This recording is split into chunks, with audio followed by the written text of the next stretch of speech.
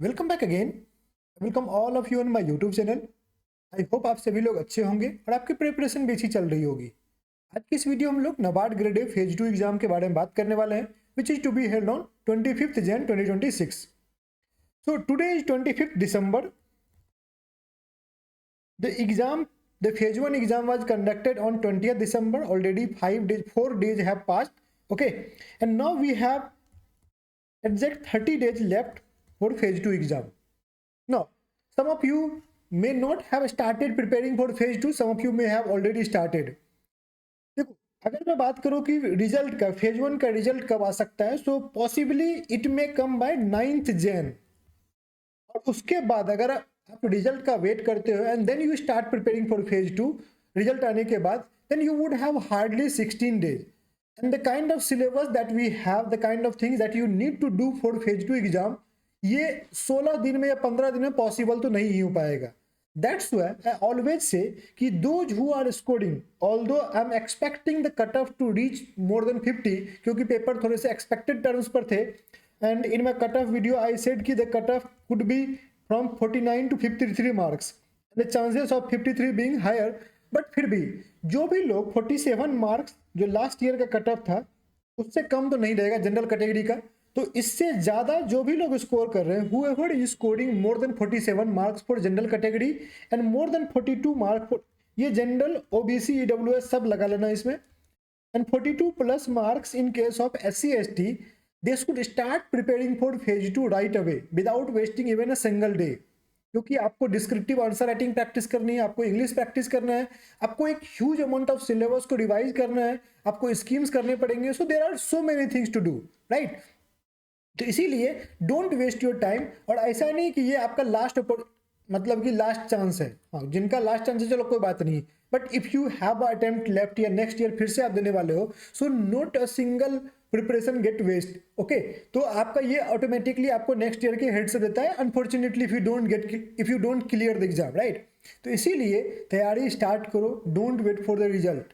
Okay, result वैसे भी late करके पब्लिश किया था ताकि ऑटोमेटिकली कंपटीशन को थोड़ा सा खत्म कर दिया जाए। तो what we would be discussing in this video, we would be discussing about cut off, 4 साल का कट ऑफ देखेंगे, आरटीआई का डाटा देखेंगे ताकि समझेंगे कि how much you basically need to score and from where you can manage that score. तो ये चीज समझना बहुत जरूरी है, तभी हम लोग एक बेहतर स्ट्रेटेजी बना सकेंगे। We should have a target in our mind कि हमें इतना करना पड़ेगा for selection, not only for phase 2। क्योंकि आपको पता है ना कि फेज 1 तो क्वालिफाइंग था, जो आपका मेरिट बनेगा, जो लोग फाइनल सेलेक्ट होंगे वो किस बेसिस पर होंगे, फेज 2 के स्कोर और इंटरव्यू के स्कोर को मिलाकर। तो that's why we will have to understand कि फेज 2 में कितना करना पड़ेगा, इंटरव्यू में कितना चाहिए, कितना मार्जिन क्रिएट करना पड़ता है। देखो, इंटरव्यू क्या है कि वो अपने हाथ में नहीं है, तो फेज 2 में थोड़ा सा एडिशनल अगर आप करते हो 10 मार्क्स का 15 मार्क्स का मार्जिन लेकर चलते हो तो वो आपको हेल्प करता है। अगर आपका इंटरव्यू थोड़ा बहुत ऊपर नीचे भी चला गया, still you manage the selection. तो वो सारी चीजों को भी समझना पड़ेगा। Then we will have to understand कि प्रीवियस ईयर में क्या क्या क्वेश्चंस पूछे गए हैं। So I would be sharing you last 3 to 4 years question की क्या क्या पूछे गए, 2 मार्कर में क्या क्वेश्चंस था, टॉपिक समझेंगे कि आखिर किस तरह से पैटर्न इवॉल्व हो रहा है, किस तरह से पैटर्न चेंज हो रहा है। 2 मार्क्स में किस तरह से पूछे, 1 मार्क्स में क्या क्या क्वेश्चंस पूछ रहे हैं। ओके, मैं आपको पैटर्न भी दिखाऊंगी 2 मार्कर में किस तरह से क्वेश्चन पूछा जाता है। उसके बाद डिस्क्रिप्टिव में 15 मार्क्स का क्वेश्चन किस टॉपिक पर है, 10 मार्क्स का किस टॉपिक पर है। So that is also very important to understand. फिर हम लोग इंग्लिश डिस्क्रिप्टिव के बारे में बात करेंगे, अगर टाइम बचा नहीं तो नेक्स्ट वीडियो में देखेंगे। Okay, and we will also talk about जो इंपॉर्टेंट टॉपिक्स होते हैं, not chapters. We need to cover all the chapters in ARD, right. But in those chapters there are so many things that has been mentioned, but not all the things need to be done for phase 2। okay, कुछ selective अगर करेंगे और उस पर अगर आप 2 pager notes बना लेते हो हर टॉपिक्स पर अलग अलग, तो मुझे लगता है कि वो टॉपिक कंप्लीट रहता है और डिस्क्रिप्टिव लिखने आपको काफी आसानी मिलती है। ओके, ऐसे अगर रेंडमली डिस्क्रिप्टिव लिखने जाओगे तो मतलब आपको कंटेंट नहीं मिलेगा, आप उस टाइम पर लगेगा यार क्या लिखे क्या नहीं लिखे। But if you have a fodder material, if you have notes ready, short notes ready, जो कि हमें कर बनाना होता है लास्ट 4 to 5 डेज रिवीजन के लिए, सो दैट ऑल्सो हेल्प्स। तो मैं आपको ESI के लिए बताऊंगा क्या क्या करना है और ARD के लिए बताऊंगा क्या क्या करना है। तो ultimately this video is going to be very important, जैसे कि मैंने आपको बता दिया। ओके, तो वीडियो को एंड तक देखना, ये मत सोचना कि 45 मिनट या 50 मिनट का हो जाए, 1 घंटे का हो जाए। I would be teaching you each and everything जब तक में वो हो जाए. So I would go in as much detail as possible. Okay, so let's get started. Before moving ahead, I want to talk about my answer writing program. We have launched our answer writing program for NABARD Grade A2. As you know, we launched it for RBI Grade B2, and there I started a 30-day series. And all the questions that I had discussed, all the topics, जैसे कि मैंने बोला ना कि यहाँ पर मैं आपको टॉपिक्स बताऊंगा ARD में, ESI में, सेम चीज मैंने आपको RBI के लिए क्या था, जितने भी रिपोर्ट्स बोले थे, मैंने वर्ल्ड बैंक वाला रिपोर्ट बोला था वही पूछा है. तो ये सारी चीजें ऐसा नहीं कि आपको रेंडमली मैं आंख मूंद के टॉपिक बता रहा हूँ. पिछले 3 दिन से मैं आपको यही एनालाइज कर रहा हूँ कि what the questions have been, what the questions have been, क्या ट्रेंड्स रहा है, एग्जामिनर किस तरह से चीजों को ले रहा है. तो उसी पर आपको जाइए. 30 डेज सीरीज हम लोग नाबार्ड के लिए भी स्टार्ट कर रहे हैं और ये मेरे टेलीग्राम चैनल पर अवेलेबल होगा. कौन से टेलीग्राम पर? ये डिस्क्रिप्टिव पर. सो इट्स नॉट लाइक ये पेड ग्रुप में. पेड ग्रुप में इस पर आपको डेली जो है आई विल मेक श्योर कि आप इस पर आंसर्स लिखो, उसको एवेल्युएट किया जाए, टाइमली एवेल्युएशन किया जाए. तो वो पेड ग्रुप का फीचर्स है. But the questions and the topics that it would be freely available for all of you on my descriptive channel. इसका लिंक मैं डिस्क्रिप्शन में डाल दूंगा. हालांकि इसका हैंडल है @डिस्क्रिप्टिव बैंक एग्जाम. यहां पर नीचे में डैश है बैंक एग्जाम, इसका हैंडल है. Must join. यहाँ पर क्वेश्चंस आपको मिलेंगे. Okay, along with that the what are the features? यहाँ पर 5 there would be 15 tests under this program, 5 tests each for English descriptive, ESI ARD descriptive, ESI आपको objective section के लिए. Then would be 3 compendium, 3 to 4 compendiums also. The first compendium on English descriptive. English descriptive में 50+ model essays, प्रीसी, letters के आपको वहाँ पर compilation मिलेंगे. साथ ही साथ लिखना क्या होता है, क्या क्या गलती स्टूडेंट्स करता है, वीक इंट्रोडक्शन कैसा होता है, स्ट्रॉन्ग इंट्रोडक्शन कैसा होता है, वो सारी चीज़ों को एक्सप्लेन इस कंपेडियम में किया गया है. Then there is ARD descriptive model answer compendium, वो भी आपको मिलेगा. I am also making ESI model answer compendium, for the material ready कर रहा हूँ. And it won't be more than 50 pages. Okay, क्योंकि सेलेक्टेड टॉपिक्स है. जो भी आज टॉपिक्स मैं इसमें आपको आज सजेस्ट करूंगा उस पर मैं पिछले अगले 7 से 8 दिन में जो है नोट्स पर आगे कंपेडियम फॉर्डर मटेरियल वाला रेडी करके मैं अपने पेड ग्रुप में शेयर कर दूंगा. So ESI model answer descriptive compendium would be also provided in next 7 days.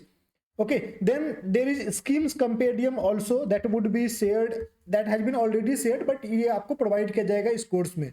ये ARD के लिए और ESI के लिए अलग अलग कंपेडियम होते हैं. अब बोलोगे सर PIB से ये डिफरेंट कैसे है? क्योंकि इसमें मिनिस्ट्री वाइज स्कीम्स को काफ़ी डिटेल में गाइडलाइंस PDF को फॉलो करके बनाया गया है और उसी के पर ये आपको रेडी किया जाता है. So it's quite in depth. जिस तरह के क्वेश्चंस फेज 2 में पूछाते हैं उसी के अकॉर्डिंग यहाँ पर मिलता है. So all the features are available as part of this course. अगर आप इनरोल करना चाहते हैं तो वीडियो के डिस्क्रिप्शन में लिंक दिया हुआ है. Okay, so now let's get started. हम लोग आते हैं कंटेंट पर.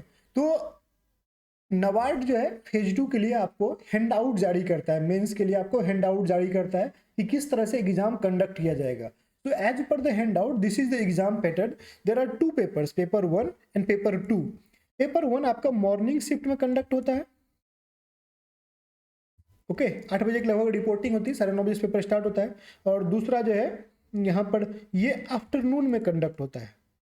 ओके, आप पेपर 1 दोगे उसके बाद आपको ब्रेक मिलेगा. There would be a break of 1 hour. तो ब्रेक मिलेगा, ब्रेक पर जाओ, फिर ब्रेक से लौटोगे. आफ्टरनून में आपको फिर से रिपोर्टिंग टाइम दी होगी, उसी टाइम पर आपको फिर से पेपर देना पड़ेगा सेम सेंटर पर. ऐसा नहीं कि दूसरे सेंटर पर, सेम सेंटर पर. लेकिन आपको 2 एडमिट कार्ड जारी होते हैं. दोनों शिफ्ट के लिए अलग अलग एडमिट कार्ड जारी होता है. ओके, दोनों शिफ्ट के लिए अलग अलग आपको वेरिफिकेशन होगा. चेक जो आपका जो सिक्योरिटी वेरिफिकेशन होता है, हमने फिंगरप्रिंट वगैरह लिया था, दोनों शिफ्ट के लिए अलग अलग लिए जाएंगे. तो ये चीज़ होता है. तो पेपर 1 जो कि डिस्क्रिप्टिव इंग्लिश है, ये आपका 90 मिनट का होता है. It is for 90 minutes. इसका मार्क्स वेटेज 100 है. There would be 3 questions only. ये आपका मॉर्निंग शिफ्ट में कंडक्ट होगा and it had to be typed online. Okay, descriptive answers to be typed using keyboard. इसमें क्या क्या पूछा जाता है? There would be an essay of 40 marks, letter of 30 marks and precis of 30 marks. आपको पिछले 4 साल से ये पैटर्न चालू हुआ है.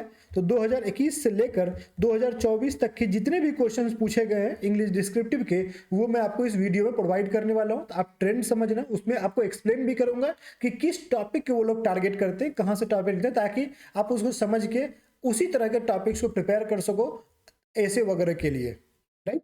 लेटर के लिए भी आपको एक आइडिया मिल जाएगा। दूसरी बात है paper 2 which would be conducted in afternoon. ये क्या है, economics and social issue and agriculture rural development. ये पेपर मिक्स्ड पेपर होता है, ओके। तो इसमें क्या है, ये टोटल 120 मिनट्स का होता है, 30 मिनट्स ऑब्जेक्टिव के लिए और 90 मिनट डिस्क्रिप्टिव के लिए। इसमें 50-50 वेटेज होता है, 50 marks is for objective and 50 marks is for descriptive. Clear. Out of objective यहाँ पर 30 क्वेश्चन ही होंगे। जो ऑब्जेक्टिव है उसमें कितने क्वेश्चन होंगे, उसमें 30 क्वेश्चन नहीं होंगे। तो ऑल दो 30 questions would be divided into 2 parts. वहां पर आपको सेक्शन ए और सेक्शन बी बना हुआ होगा, section A and section B बना होगा। सेक्शन ए में 1 मार्कर क्वेश्चन होंगे और सेक्शन बी में 1 मार्कर होंगे और सेक्शन ए में 2 मार्कर क्वेश्चन होगा। तो 20 into 2 40 and 10 into 1 10, so 50. So there would be 30 questions which would be worth 50 marks. और मैं आपको आगे दिखाऊंगा कि 2 मार्कर में पैसेज में क्वेश्चन पूछा जाते हैं। एक पैसेज दिया रहता है, उसी पर बेस्ड आपको 2 3 4, किसी में 2 क्वेश्चन रहता है, किसी में 3 रहता है, किसी में 4 रहता है, ओके। तो वो आपसे पूछे जाते हैं। 1 मार्कर में जनरली आपको जो है पैसेज नहीं दिया जाता है, बट केस दिए जाते हैं, कुछ आपको साथ दिया गया, कंडीशन दे दिया गया और उसी पर आपको क्वेश्चन जो है डायरेक्ट आजकल पूछना उन्होंने बंद कर, पूछते हैं 2-3 क्वेश्चन डायरेक्ट भी दिखेगा, लेकिन यहाँ पर केसेस वगैरह देकर जो है क्वेश्चन पूछे जाते हैं।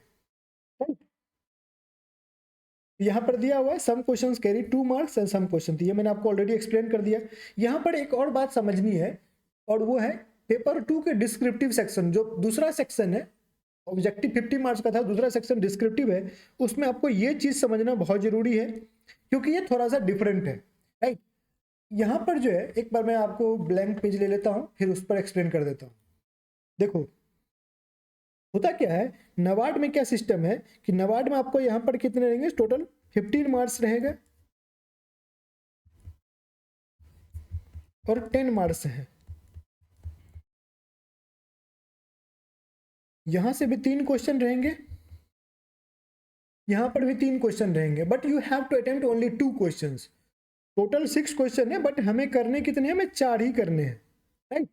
15 मार्क्स के लिए आपको 600 वर्ड्स ईच टाइप करने होते हैं, पर क्वेश्चन आपको 600 वर्ड्स टाइप करना होता है और 10 मार्क्स में आपको 400 वर्ड्स पर क्वेश्चन टाइप करने होते हैं। क्लियर। अब देखो यहां पर ये 3 को जो है वो 2+1 में होता है। आरबीआई में 3 डायरेक्ट होते हैं, 3 में से कोई 2 कर दो। आरबीआई में क्या होता है कि 3 में से कोई भी 2 कर दो, बट नबार्ड में वो डिफरेंट है। यहाँ पर 2+1 का कंसेप्ट होता है, means the 1 question would be mandatory, ये कंपल्सरी क्वेश्चन होगा।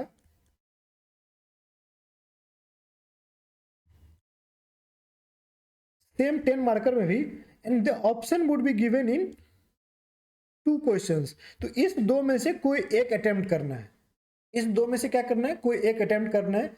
That's why I have written कि ये इस तरह से मैंने लिखा हुआ है कि up to 15 marks 1 out of 2 + 1 compulsory, okay, 1 out of 2 and 1 compulsory. तो इस तरह से आपको दिया रहता है। अगर मैं बात करूं कि पूरा सेटअप किस तरह से रहेगा, तो इस तरह से आपका पूरा स्क्रीन रहेगा। यहाँ पर आपका प्रोफाइल रहता है, यहाँ पर आपको ये जो क्वेश्चन जो है, जैसे कि क्वेश्चन नंबर 1 अगर मैं बात करूँ तो क्वेश्चन नंबर 1 यहाँ पर लिखा हुआ रहेगा, राइट। ऐसे बॉक्स करके इस पर क्लिक करोगे, यहाँ पर आपको क्वेश्चंस लिखा रहेगा और उसके नीचे आपको यहाँ पर टाइप करना है, राइट। यहाँ पर नीचे वर्ड काउंट चलता है,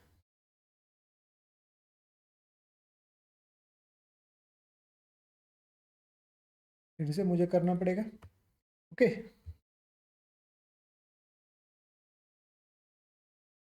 ये आपका प्रोफाइल, यहाँ पर रोल नंबर, एप्लीकेशन नंबर, ये सब लिखा रहता है। यहाँ पर क्वेश्चन 1,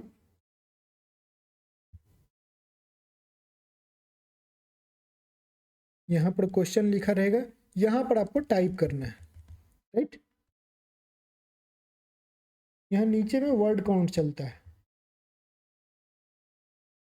आपको काउंटिंग करने की जरूरत नहीं होती है, वर्ड को ऑटोमेटिकली वर्ड काउंटर चलता रहता है, वो आपको दिखना है। अगर मान लो डायरेक्टली यहाँ पर नहीं दिख रहा है, तो कई बार क्या होता है, मैं नीचे स्क्रॉल करना था, माउस को स्क्रॉल करके नीचे ले जाओगे तो यहाँ पर दिख जाएगा, या तो यहाँ पर होगा या यहाँ पर होगा।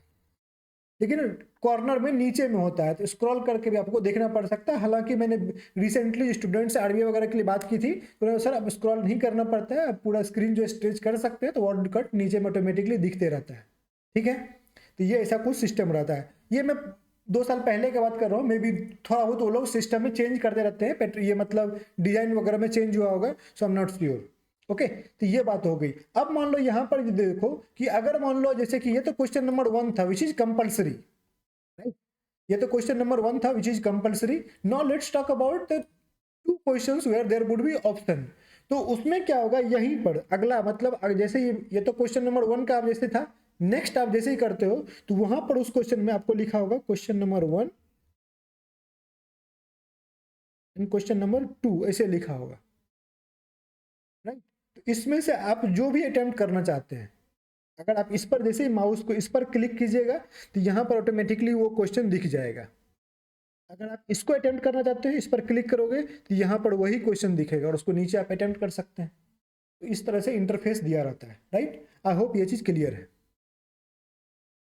ओके, सो 30 minute duration general English morning shift में होगा, and economics and social issue rural development afternoon shift में होगा। तो ये सब दिया हुआ है।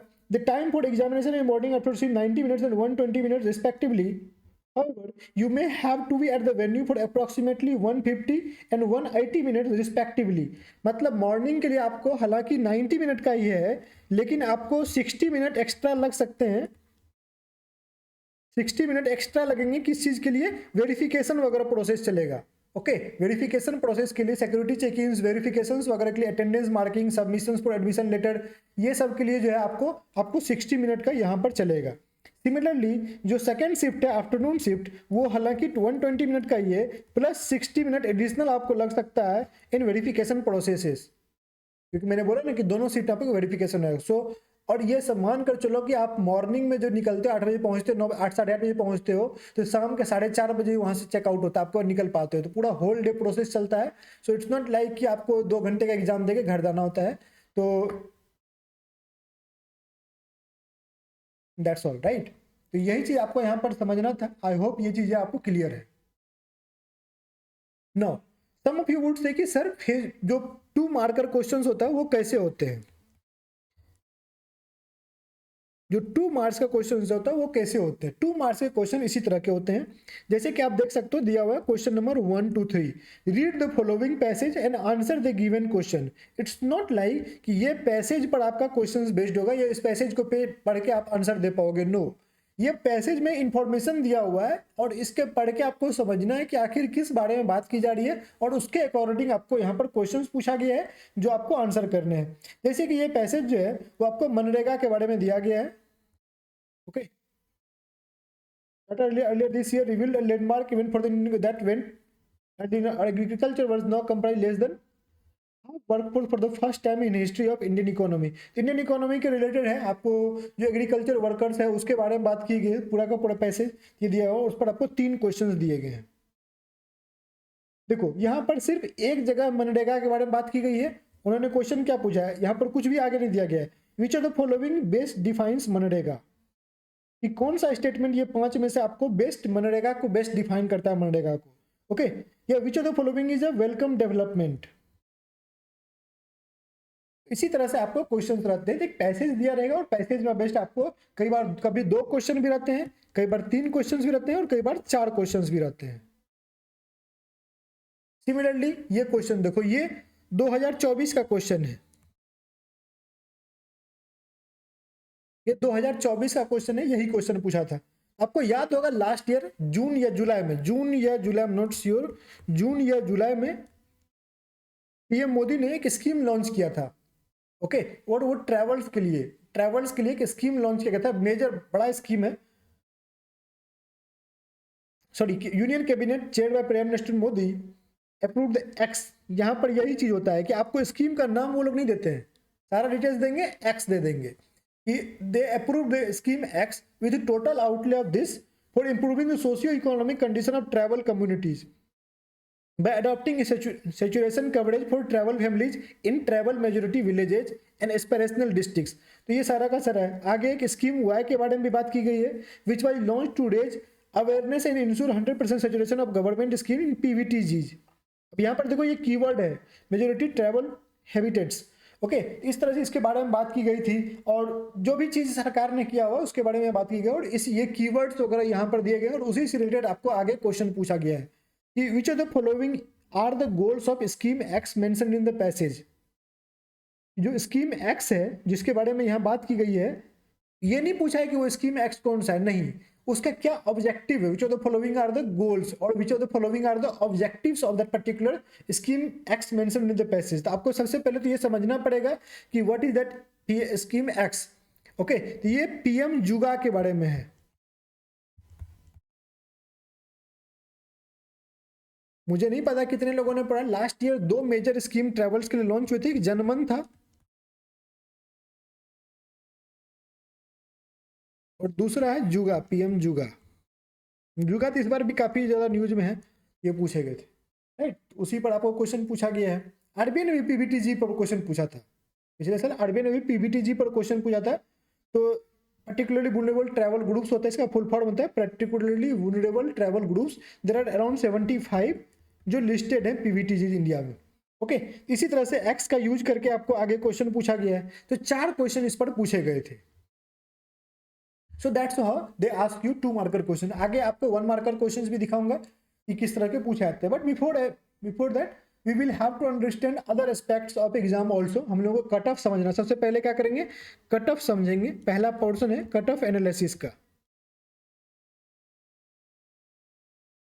ओके, पहले सबसे पहले कट ऑफ एनालिसिस का, और हम लोग 2022, 23, 24 तीनों का कट ऑफ देखते हैं कि कितना रहा है जनरल कैटेगरी का, जनरलिस्ट पोस्ट के लिए, सॉरी जनरलिस्ट पोस्ट के लिए कितना कट ऑफ रहा है।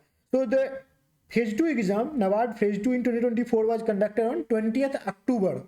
ओके, 20th अक्टूबर को कंडक्ट हुआ था और आप यूआर का कट ऑफ देखो कितना था, 126.75, ईडब्ल्यूएस का 123, ओबीसी का 123.50, एसटी का 120.25 एंड एससी का 121 कट ऑफ था जनरलिस्ट पोस्ट के लिए। यहाँ पर एक और सबसे बड़ी बात क्या होती है जो कि मैक्सिमम जनता को नहीं पता होता है कि नवाड में सेक्शनल कट ऑफ भी है, फेज 2 में सेक्शनल कट ऑफ भी है, और ये आप सेक्शनल कट ऑफ देख सकते हो, this is the sectional cut of.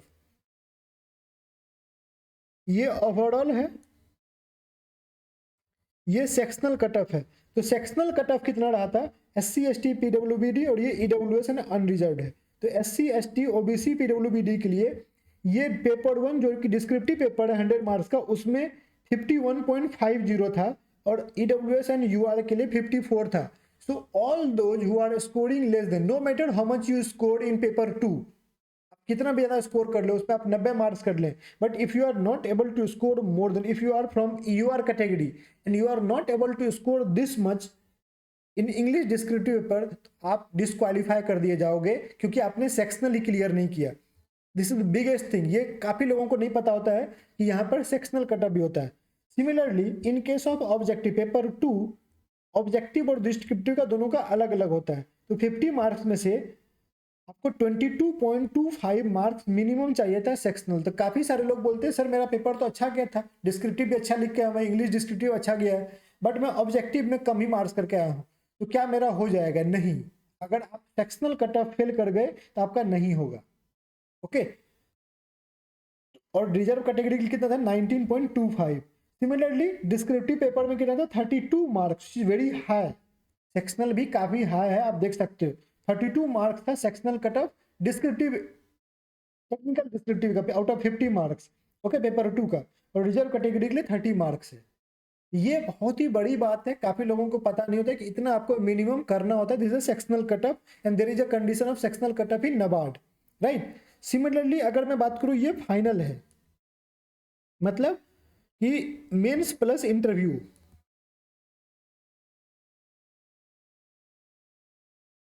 Mains plus interview का ये फाइनल है। फाइनल कितने पर होता है, 250 मार्क्स पर होता है। ओके, 200 मार्क्स का आपका पेपर फेज 2 हो गया और 50 मार्क्स का आपका इंटरव्यू होता है। सो 200 प्लस 50 मतलब 250, 250 में से आपको इतने लाने हैं।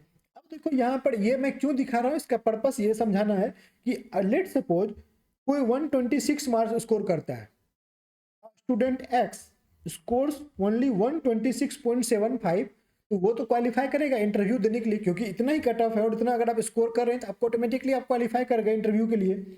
ओके, तो उसके 126.75 आते हैं, राइट। तो मान लो वो क्वालिफाई कर गया।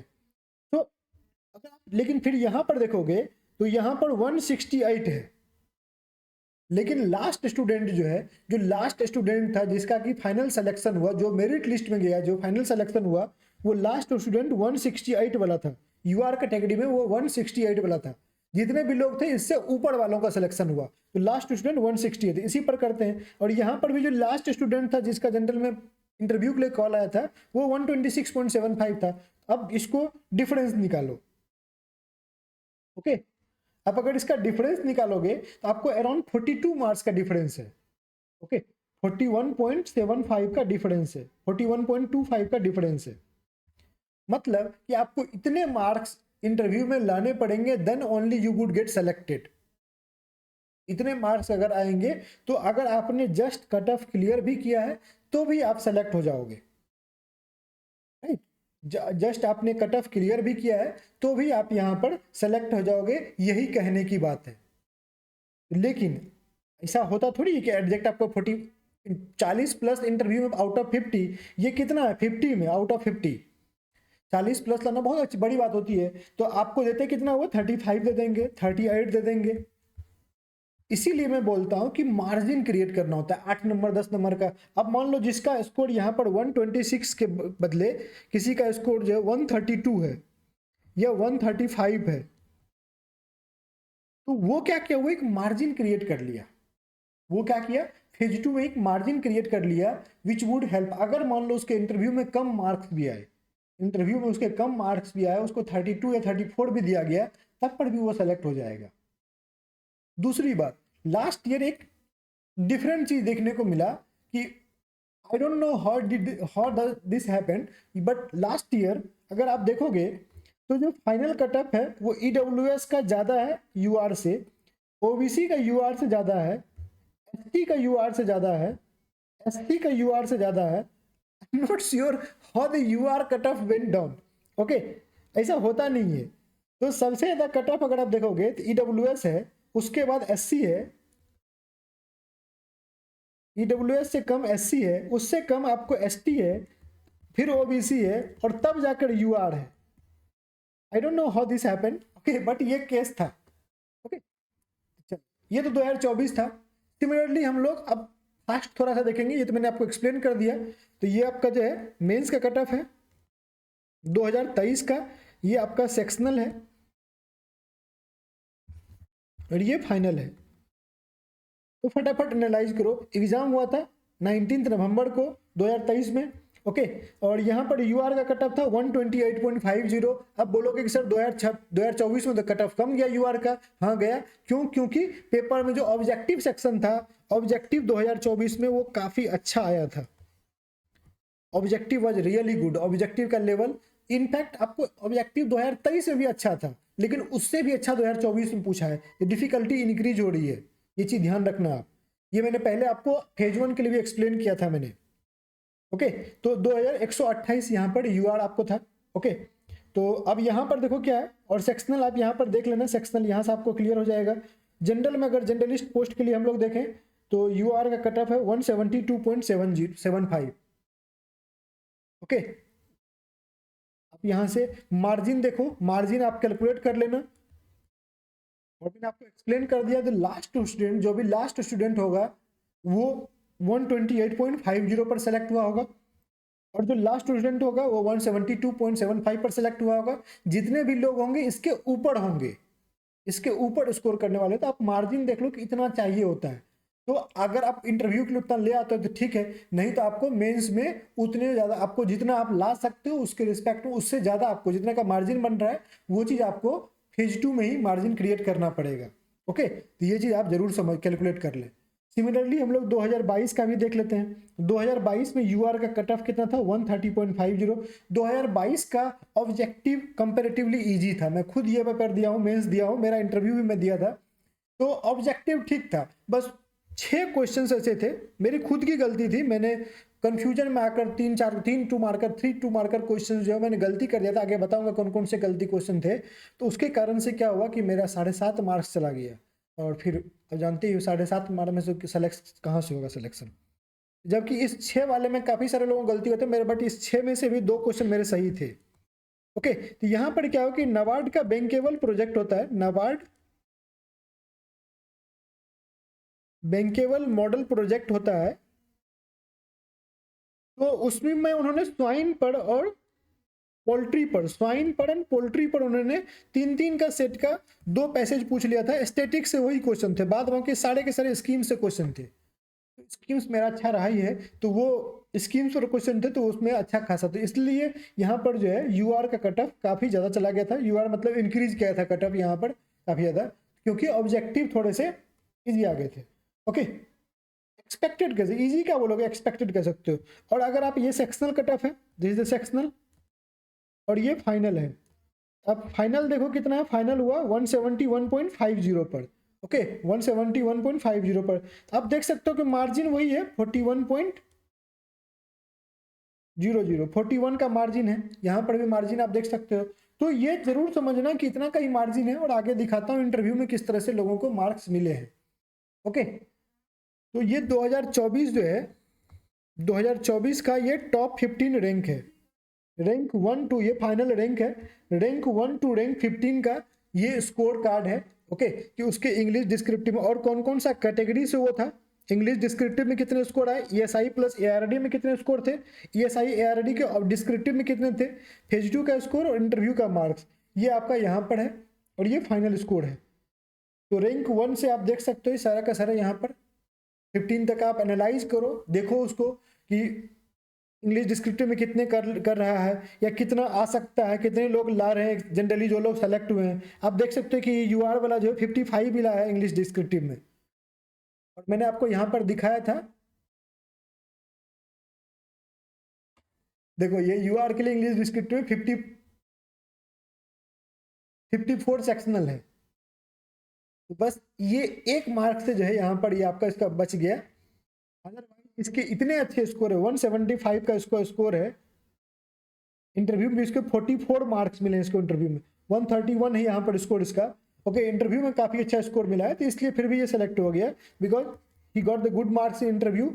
और इस तरह से इसके ईएसआई एआरडी में काफ़ी अच्छे मार्क्स हैं। आप ईएसआई एआरडी में देख सकते हो जो डिस्क्रिप्टिव पेपर है उसमें 40+ वाला भी स्कोर है।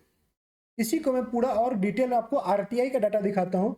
इसमें सभी लोग हैं, जितने भी नाबार्ड के पोस्ट होते हैं, और मतलब कि 8 से 9 पोस्ट के लिए आता है। एग्रीकल्चर वाले भी हैं, फूड टेक्नोलॉजी वाले भी हैं, फाइनेंस, कंप्यूटर, सबका इसमें लिस्ट में है। तो ये नहीं है कि सिर्फ इसमें जो है जनरलिस्ट वाले हैं। जनरलिस्ट का रैंक 1 जो है वो ये है, दिस डाटा जो है, ये डाटा जो है वो जनरलिस्ट का रैंक 1 है। अब उसके नीचे जनरलिस्ट के काफ़ी सारे लोग आपको दिख जाएंगे। तो यहाँ पर आप देख सकते हो कि लोगों को कैसे कैसे मार्क्स मिले हैं, इंटरव्यू में कितने मिले हैं, इंग्लिश डिस्क्रिप्टिव में कितने मिले हैं, आप इस तरह से चेक कर सकते हैं। ओके, तो ये आपको एक रियलिटी देगा, एक आपको आइडिया मिलेगा कि किस तरह से आपको लोगों को मार्क्स मिल रहे हैं इंटरव्यू में, किस तरह से। अब देख लो एक स्टूडेंट को यहाँ पर 35 भी मिले इंटरव्यू में, तो कहीं ना कहीं उसने अच्छा किया होगा, किसी न किसी सेक्शन में उसने अच्छा किया होगा, तभी उसके 172 पूरे हुए हैं। ओके, तभी उसके जाकर 172 पूरे हुए हैं। तो केसेस बनाने पड़ते हैं कि अगर मान लो आप एक सेक्शन में पूरा बुरा कर रहे हो तो दूसरे सेक्शन आपको मैनेज करना पड़ेगा, इस सेक्शन में आप कम करो तो उस सेक्शन में आपको मैनेज करना पड़ेगा। That's how it is basically. Okay, तो आप अपने लिए एक पूरा बेहतर, पूरा सॉलिड प्रूफ प्लान बनाया करो कि हाँ भाई, अगर मैं इसमें थोड़ा सा वीक भी हूँ तो यहाँ पर मुझे मैनेज करना पड़ेगा, other I will have to manage from here. तो वो चीजें आपको क्लियर होनी चाहिए। ओके, चलो ये तो बात हो गई कट ऑफ का, और स्कोर को हम लोगों ने देख लिया कैसे कैसे आया हुआ है। अब दूसरा सबसे इंपॉर्टेंट चीज है कि प्रीवियस ईयर का क्वेश्चंस देखते हैं, PYQs। सबसे पहले हम लोग डिस्क्रिप्टिव को देखेंगे, सेकेंड सेक्शन हम लोगों को PYQ एनालिसिस है। तो हम सबसे पहले हम लोग डिस्क्रिप्टिव का देखेंगे। तो डिस्क्रिप्टिव में भी ESI ARD का देखेंगे, फिर इंग्लिश डिस्क्रिप्टिव देखेंगे। तो ESI ARD का अगर आप देखोगे 2024 में क्वेश्चन जो थे वो ये थे, 15 मार्क्स के ये 3 क्वेश्चन थे और 10 मार्क्स के ये क्वेश्चन थे। जैसा कि मैंने बोला कि 1 क्वेश्चन जो था वो कंपलसरी होता है, तो आप देख सकते हैं ये क्वेश्चन कंपलसरी था। 10 मार्क का भी ये क्वेश्चन कंपलसरी था। रिमेनिंग 2 आपको ऑप्शंस थे, तो यू हैड टू अटेम्प्ट। ये तो आपको कंपल्सरीली करना ही करना है, 15 मार्क्स के ही रहेंगे, इसमें से कोई एक करना है। Out of this two you need to score solve only 1। Okay, तो यही चीज है। तो post harvest management of horticulture, ये वाला आपको जो है मैंने ये टॉपिक दिया भी था सब लोगों को, इंपॉर्टेंट टॉपिक सजेस्ट भी किया था। ओके, तो ये क्या है, हॉर्टिकल्चर चैप्टर से आपसे क्वेश्चन पूछा गया है। ओके, दूसरा है financial inclusion. India has seen financial inclusion transformation from 2014 to 2024। Okay, तो बेसिकली यहाँ बात हो रही है किसकी, पीएमजेडीवाई। लास्ट ईयर पीएमजेडीवाई प्रधानमंत्री जनधन योजना जो है उसके 10 साल पूरे हो गए, it completed it's 10 years. And financial inclusion, in fact NABARD भी उसके लिए काम करता है फाइनेंशियल इंक्लूजन के लिए। ओके, आप याद करो जो एक कमेटी बनी थी, okay, doctor C Rangarajan committee बनी थी जिसने भारत में फाइनेंशियल इंक्लूजन को डिफाइन किया था, और वहीं पर फाइनेंशियल इंक्लूजन फंड भी क्रिएट था, और फाइनेंशियल इंक्लूजन टेक्नोलॉजी फंड बना था। तो वो एक फंड जो था वो नबार्ड के अंदर ही बनता था। So NABARD also has a bigger responsibility to play in financial inclusion, इसीलिए फाइनेंशियल इंक्लूजन काफी इंपॉर्टेंट चैप्टर बनता है। हालांकि ये क्वेश्चन पूछा जाता है, what are the key government initiatives and outcomes of these efforts. आपको पूछा गया था कि कौन कौन से गवर्नमेंट की स्कीम्स हैं, तो यहाँ पर आपको पीएमजेडीवाई, ओके, उसके बाद जन आधार मोबाइल का आपको बात करना था।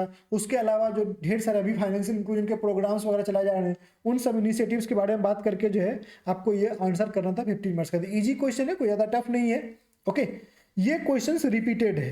What is the institutional rural credit framework in India, ये भी आपको सिलेबस में है। ओके, ये तो स्कीम्स पर बेस्ड हो गया, प्लस करंट मान लेते हैं। ये क्वेश्चन स्टैटिक पर है, लेकिन ये आपका ईएसआई से स्टैटिक पे है। ईएसआई के स्टैटिक पे ये चैप्टर दिया हुआ, आगे दिखाऊंगा। ओके, इंस्टीट्यूशनल क्रेडिट मतलब कि टॉपिक ये है कि institutional and non institutional rural credit institutions available in rural India, ऐसे कुछ करके टॉपिक है, उसी पर ये क्वेश्चन है। 10 मार्कर में देखते हैं, what are the objectives and aim of PM Vishwakarma and Swamitva scheme. तो दोनों स्कीम के बारे में आपको लिखना था, 400 वर्ड में 10 मार्क्स का था, ये कंपलसरी क्वेश्चन था। और याद रखना नबार्ड में स्कीम्स काफी ज्यादा पूछा जाता है। अगला था राइट अ शॉर्ट नोट, ये कंपलसरी क्वेश्चन था, इसमें से आपको 2 में से 1 अटेम्प्ट करने हैं। Okay, write a short note on dry land farming. Dry land farming chapter number 1 agronomy में ही है, वहां से आपको स्टैटिक पूछा गया।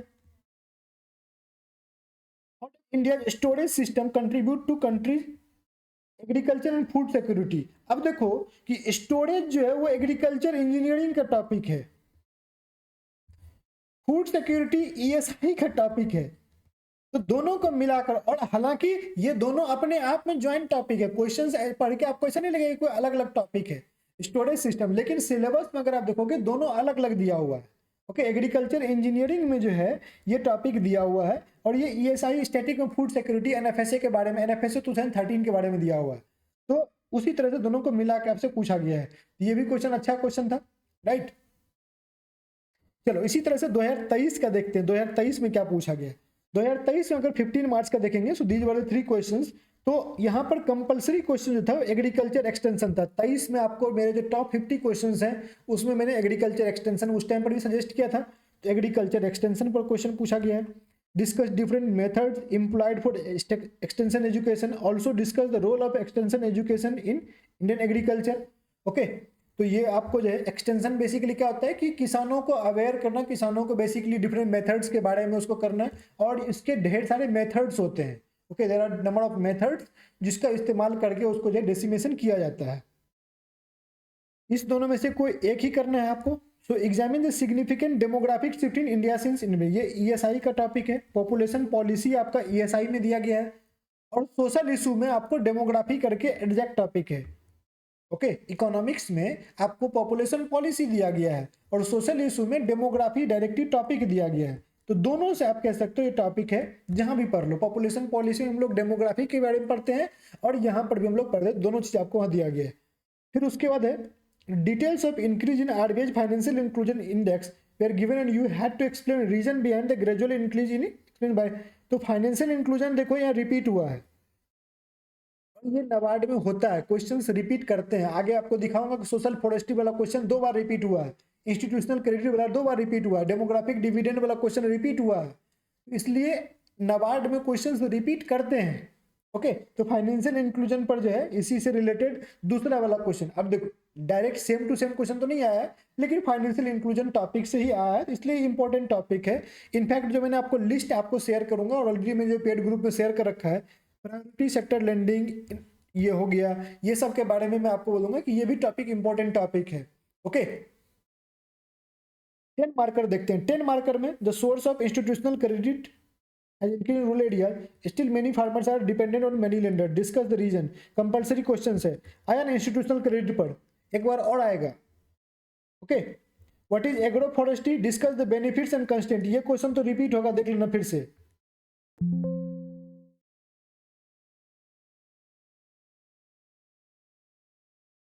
ओके, देख लेना, ये क्वेश्चन रिपीट होने का चांस है, एग्रो फॉरेस्ट्री वाला क्वेश्चन इंपॉर्टेंट है।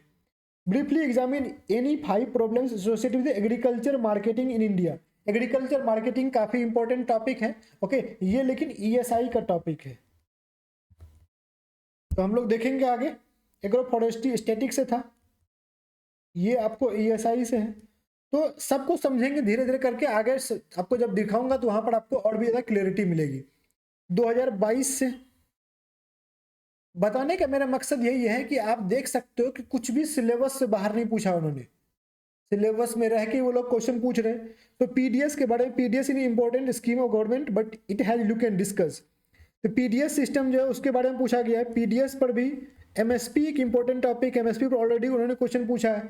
ओके, डब्ल्यूटीओ इंपॉर्टेंट टॉपिक्स है, तो पीडीएस जो है उसके बारे में पूछा है। सोशल इंफ्रास्ट्रक्चर, और ये पीडीएस किस में आता है, ये फूड सिक्योरिटी में आता है, एनएफएसए के अंतर्गत आपको ये आता है। एनएफएसए आपके सिलेबस में है, एनएफएसए आपके सिलेबस में, एनएफएसए 2013 आपके सिलेबस में है। Social infrastructure is necessary for inclusive growth. Inclusive growth कहीं भी डायरेक्टली आपके सिलेबस में मेंशन नहीं है, हालांकि ये उस साल जो था बजट में, यूनियन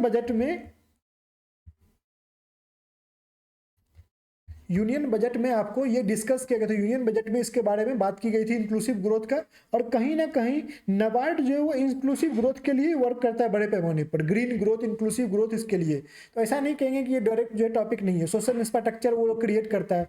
इनफैक्ट जो RIDF फंड है नाबार्ड का, रूरल इंफ्रास्ट्रक्चर डेवलपमेंट फंड, उसके अंतर्गत सोशल इंफ्रास्ट्रक्चर भी क्रिएट किए जाते हैं। ओके, तो इसीलिए पूछा गया है। Discuss the aim and objective Pradhan Mantri Matsya संपदा योजना स्कीम, ये स्कीम जो था ये मैंडेटरी क्वेश्चन था, इस पर आपको 15 मार्क्स का इसके स्कीम्स के ऑब्जेक्टिव, एम्स, ये सब कुछ आपको बताने थे। उस साल ये स्कीम आया था। ओके, तो ये स्कीम्स पर 15 मार्क्स का कंपलसरी क्वेश्चन पूछ लिया उन्होंने। देखो यहाँ पर है ना, social forestry, discuss the objectives of national rural livelihood mission, NRLM के बारे में पूछ दिया उन्होंने। और Indian economy benefited due to globalisation, ये आपका ESI का टॉपिक है, ग्लोबलाइजेशन पर आगे दिखाऊंगा, वो मैंडेटरी क्वेश्चन था। इसी तरह से 2021 का भी क्वेश्चन देख लेते हैं। क्रिटिकली एग्जामिन MSP, यहाँ पर PDS था, यहाँ पर MSP पूछ लिया। Okay, analyse the implication of WTO decision on Indian economy. WTO मैंने बोला, WTO का आपको इंपॉर्टेंट है, उसमें भी खास करके agriculture, trade policy and subsidies के बारे में पूछा उन्होंने। Discuss the concept of cross breeding cattle, ये आपका एनिमल हस्बेंड्री से टॉपिक क्वेश्चन पूछा गया, और उस साल ये मैंडेटरी क्वेश्चन था। एंड ये एक मेजर रीजन बना था कट ऑफ थोड़ा सा डाउन जाने का, क्योंकि काफी लोगों को क्रॉस ब्रीडिंग तो लोगों ने पढ़ा ही नहीं था, हालांकि सब लोगों ने थोड़ा बहुत लिखा था। ओके, मैंने यहाँ पर 2021 में भी मैं इंटरव्यू दिया हूँ, बट गलती क्या हो गई थी ना 2021 में, कि I was not able to attempt 1 10 marker question. Okay, मैं सोशल फॉरेस्ट्री पढ़ा ही नहीं था यार, और वो क्वेश्चन मैं अटेम्प्ट ही नहीं कर पाया, इसीलिए मेरे से गलती हो गई कि वहां पर मैं 10 मार्कर में 10 ही मार्क्स का अटेम्प्ट कर पाया। लिखा था, टाइपिंग स्पीड उतनी अच्छी नहीं थी, लिखने गया था थोड़ा बहुत, मतलब हार्डली 100 वर्ड्स लिखा होगा, तो क्या ही मार्क्स मिलेगा। और ऑलरेडी क्रॉस ब्रीडिंग वाला क्वेश्चन पर मैंने हार्डली 350 वर्ड, वो भी किसी तरह से जबरदस्ती पूरा के लिखा था, क्योंकि क्रॉस ब्रीडिंग तो पढ़ा ही नहीं था ना, इसीलिए जो है मेरा marks, descriptive answer writing English में भी अच्छे मार्क्स थे, 61 मार्क्स थे। ऑब्जेक्टिव में काफी अच्छे मार्क्स थे, 38 मार्क्स थे उस साल। ओके, और उस साल क्या हुआ था, ये पहली बार जो पैटर्न चेंज हुआ था, तो यहाँ पर जो है हर एक क्वेश्चन का मार्क्स वेटेज सेम था। There were no concept of 2 marker and 1 marker at that year, 1 marker, सब क्वेश्चन का मार्क्स वेटेज सेम था, 1.66 था। The top scorer in objective section.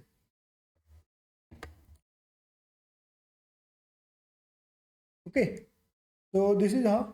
अगर मैं इंग्लिश डिस्क्रिप्टिव की बात करूँ कि इंग्लिश डिस्क्रिप्टिव का पेपर कैसा था 2024 में, तो दीज आर द टॉपिक्स। ऐसे में आपको यहाँ पर 3 टॉपिक्स रहेंगे, इसमें से एक आपको लिखना है।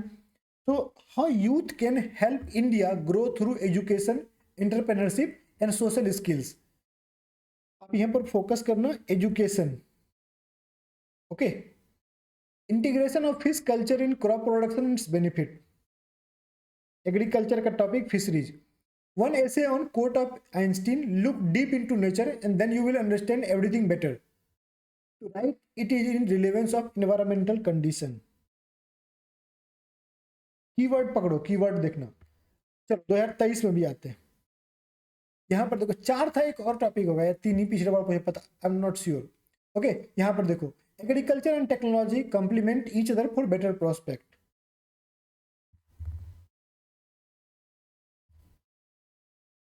Role of cooperative in sustainable rural development. Social media related to work life balance था। ओके, 2022 में education, discuss the issue plaguing manufacturing sector in India. What could be better transport mode for agriculture products in India, rail और road. Kisan rail scheme launch किया गया था, उसी से relevance लेकर इन्होंने क्वेश्चन पूछा था। Okay, discuss the impact of climate change and biodiversity and plant. तो आप अगर 1-2 चीज देखोगे तो एजुकेशन, इन्वायरमेंट, मैन्युफैक्चरिंग, एग्रीकल्चर के कुछ टॉपिक्स जो मतलब जैसे कि एग्रीकल्चर में आपको हो गया फिशरीज हो गया, हॉर्टिकल्चर हो गया, डेयरी हो गया, जिसको हम लोग लाइव स्टॉक भी बोल सकते हैं, लाइव स्टॉक हो गया। तो इस तरह से इन चीज़ों के बारे में आपसे पूछ सकता है। ओके, फॉरेस्ट्री भी आपसे पूछ सकता है, फॉरेस्ट्री से लेकिन डायरेक्टली क्वेश्चन मुझे कम चांस लगता है। तो ये सब टॉपिक्स आपको, या फार्म मैकेनाइजेशन हो गया, एग्रीकल्चर टेक्नोलॉजी वही हुआ। आजकल एआई आ रहा है, कैसे एआई का इस्तेमाल एग्रीकल्चर इन हो सकता है, एआई इन एग्रीकल्चर का कैसे हो सकता है, क्या बेनिफिट हो सकता है, फार्मर्स को कैसे बेनिफिट पहुंचा सकता है। तो ये चीजें आपको क्वेश्चन एग्रीकल्चर से पूछ सकते हैं टॉपिक्स। तो ये सब कीवर्ड देख रहे हैं, कीवर्ड यहाँ एजुकेशन काफी ज्यादा बार बार पूछा गया है। ओके, आगे एक और देख लो, 2021 में क्या था, टूरिज्म सेक्टर के बारे में पूछा था उन्होंने। सोशल मीडिया उस टाइम पर काफी ज्यादा बार बार पूछा जाते थे। Diversity is context of work place, school drop out in India, education से रिलेटेड टॉपिक्स था। ओके, सिमिलरली अगर आप लेटर्स को एनालाइज करो, लेटर्स को देखो तो write a letter to municipal corporator about bad condition of road in your locality after purchasing, जो भी था आपको कंपनी का ग्रीवेंस लिखना था। और वाटर शॉर्टेज इन इथोपिया, उस पर प्रीसी था, 120 वर्ड्स का लिखना था। और वर्ड लिमिट पिछले साल जो है वो कितना था, 500 to 520 वर्ड्स था ऐसे के लिए, लेटर के लिए 200 to 220 वर्ड्स था। ये भी ध्यान रखना है कि इतना वर्ड लिमिट आपको लिखना पड़ेगा। यहाँ पर जो लेटर राइटिंग के लिए आपको कैसा था, write letter to customer care department, यहाँ पर वही कस्टमर केयर को लिखना था 2024 में। Write letter to your residential society to open a small library, बात बराबर है, म्युनिसिपल कॉर्पोरेटेड यहाँ पर residential society. Write letter to congratulate your manager on his farewell. तो ये सब रिपीटेड जो है लेटर टॉपिक्स होते हैं, ये आपको ऑलरेडी कंपेडियम्स में दिया है, इस पर प्रैक्टिस कर लेना कि म्युनिसिपल कॉर्पोरेटर को कैसे लिखना होता है, एडिटर को कैसे लिखना होता है, मैनेजर को कैसे, मैनेजर को लिखने के लिए क्या क्या चीजें होती है। तो जब लेटर लिखो ना, मैं हमेशा बोलता हूं कि लेटर पर प्रीसी मिलके जो है मैक्सिमम जनता क्या करती है ना, वो ऐसे ऐसे करते रह जाती है, दिन भर ऐसे ऐसे प्रैक्टिस करते रह गए। बट ऐसे जो है वो 40 मार्क्स ही है, ये दोनों मिलाकर 60 मार्क्स है। And scoring marks in these two is easier compare to ऐसे, अगर आप ऐसे देखोगे तो। ओके, क्योंकि लेटर में क्या है कि आपको लेटर में अगर जैसे मुझे 200 वर्ड लिखने हैं ना, राइट, तो 200 में अराउंड 100 वर्ड्स तो ऑलरेडी फिक्स्ड है, ऊपर से लेकर जैसे ऊपर से रिसीवर का एड्रेस, सेंटर का एड्रेस, सब्जेक्ट, ये सब सैल्यूटेशन सब देने का। इनफैक्ट जो इंट्रोडक्शन लाइन होता है, अब जैसे यहाँ पर लिखना, मुझे 3 पैराग्राफ बनाने पड़ेंगे। पहला इंट्रोडक्शन पैराग्राफ, बॉडी और कंक्लूजन, लेटर में भी होता है, ये चीज़ ध्यान रखना, लेटर में भी ये चीज़ बनाना पड़ता है और बाद में। तो ये इंट्रोडक्शन और कंक्लूजन तो मुझे पहले से ही सारा का सारा मैं सेटअप रेडी करके रखूंगा। अगर मुझे रेसिडेंशियल सोसाइटी के उसको चेयरमैन को लिखना होगा तो क्या लिखेंगे, म्यूनिसिपल कॉर्पोरेटर में क्या लिखेंगे, एडिटर में क्या लिखेंगे, पुलिस सुपरिटेंडेंट में क्या लिखेंगे, ओके, या आपको मैनेजर को लिखना होगा तो क्या लिखेंगे, ये सारा का सारा चीज़ है। इंट्रोडक्शन और कंक्लूजन तो ऑलरेडी मैं बना के रखूंगा सबके लिए, वो याद करके रखूंगा ताकि मैं ग्रामेटिकल मिस्टेक्स नहीं करूँ। और बॉडी वहां पर जाकर जो लिख देंगे, जो भी चीज टॉपिक रहेगा उसके अकॉर्डिंग बॉडी सेट कर देंगे, वो कंटेंट वहां डाल के कीवर्ड डाल के। तो यहाँ पर आपको अच्छा खासा, अगर आप सारा का सारा ग्रामेटिकल मिस्टेक्स नहीं करते यहाँ पर तो आपको अच्छा मिल जाता है। इंग्लिश डिस्क्रिप्टिव में सारा खेल grammatical mistake, content plus grammar का है। अगर बोलोगे कि स्टूडेंट के मार्क्स, अगर सब लोग सेम ही लिखते हैं क्योंकि सफिशियंट टाइम रहता है, there is 90 minute in to solve these things, और इतना कम वर्ड लिमिट, सोचो आपको 90 मिनट में 2000 वर्ड टाइप करने हैं पेपर 2 में, और यहाँ पर आपको हार्डली जो है 1000 वर्ड भी टाइप नहीं करने हैं। तो there would be sufficient time in English descriptive, but issue कहाँ पर आता है ना कि मैक्सिमम जनता जो है grammar mistake, grammar and spelling mistakes करते हैं। अब बोलोगे सर मार्क्स क्यों नहीं आ रहे, मार्क्स इसीलिए नहीं आ रहे, और दूसरी बात क्या होती है ना कि लोग कीवर्ड यूज नहीं करते हैं। Okay, you need to write keywords, okay, जो पूछा गया उससे रिलेटेड कीवर्ड्स वगैरह आपको डालने पड़ेंगे, एग्जांपल्स डालने पड़ेंगे, केस स्टडी रिपोर्ट्स वगैरह डालने पड़ेंगे, तभी जाकर आपको ऐसे वगैरह में मार्क्स मिलते हैं। ओके, और तो ग्रामर, लेकिन ये चीज ध्यान रखना कि ग्रामर और स्पेलिंग मिस्टेक जितना कम करोगे उतने ज्यादा मार्क्स आएंगे इंग्लिश डिस्क्रिप्टिव में। ओके, और इसी तरह से 2022 का जो है ये आपको प्रीसी था, एक मतलब ईवी के बारे में, are electric vehicles really better for environment, इस पर एक पैसेज दिया हुआ था, फोर्ब्स की आर्टिकल है, और फोर्ब्स की आर्टिकल को उठाकर उन्होंने पेस्ट कर दिया था, और उसी पर आपको प्रीसी लिखना था। यही करते हैं वो लोग, हर साल कोई ना कोई एडिटोरियल उठा के उसी पर आपको प्रीसी लिखना होता था। आप भी कोई एडिटोरियल वगैरह पर प्रीसी लिखने का प्रैक्टिस करो, टाइटल वगैरह देकर आपको प्रीसी में अच्छा खासा मार्क्स मिल जाएगा। ओके, सिमिलरली लेटर हो गया। तो दैट्स हाउ इट इज। 2021 में ये क्वेश्चंस पूछे गए थे। चलो, ये तो बात हो गई ऑब्जेक्टिव सेक्शन का, सॉरी डिस्क्रिप्टिव का हो गया। No let's talk about objective section. Objective section में अगर मैं बात करूं तो 2024 में जो है ये 2 मार्कर क्वेश्चंस हैं, ये 1 मार्कर क्वेश्चंस है। मैंने आपको दिखा दिया 2 मार्कर क्वेश्चंस कैसे दिखते हैं। तो यहां पर देखो, पिछले साल ऐसा हुआ कि rather than asking set of 3 or 4 questions, they gave multiple passages, जिसमें 2 क्वेश्चन के काफी ज्यादा पैसेज थे। ओके, जैसे कि एग्रो फॉरेस्ट्री पर एक पैसेज था जिसमें 2 क्वेश्चन था, एक क्वेश्चन डायरेक्ट एग्रो फॉरेस्ट्री पर था, टर्म से रिलेटेड था, आपने पढ़ा हुआ होगा। दूसरा क्वेश्चन को उन्होंने घुमा के पूछा था। एक स्कीम है नाबार्ड का, एग्री क्लिनिक्स एंड एसीबी करके, एबीसी करके स्कीम है। ओके, एबीसी करके एक स्कीम है, उसी पर उन्होंने पूछा। ये नाबार्ड का खुद का स्कीम है एग्री क्लिनिक्स पर, इस पर उन्होंने 2 क्वेश्चन पूछा था। सेज पॉलिसी है, उस पर पैराग्राफ दिया हुआ था, और सेज पॉलिसी पर जो है क्वेश्चन पूछा गया था। तो इस साल जैसे कि लेबर रिफॉर्म हुआ है, नई लेबर पॉलिसी और इंडस्ट्रियल पॉलिसी है, और इंडस्ट्रियल पॉलिसी और लेबर पॉलिसी दोनों आपके सिलेबस में ये पूछ सकते हैं, यहाँ से भी क्वेश्चन बन सकता है।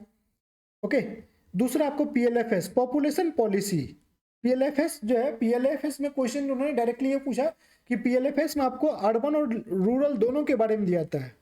पीरियोडिक लेबर फोर्स सर्वे जो है, जो ministry of statistics and programme implementation के द्वारा पब्लिश होता है, क्वार्टरली पब्लिश होता है, आजकल तो मंथली भी पब्लिश हो रहा है।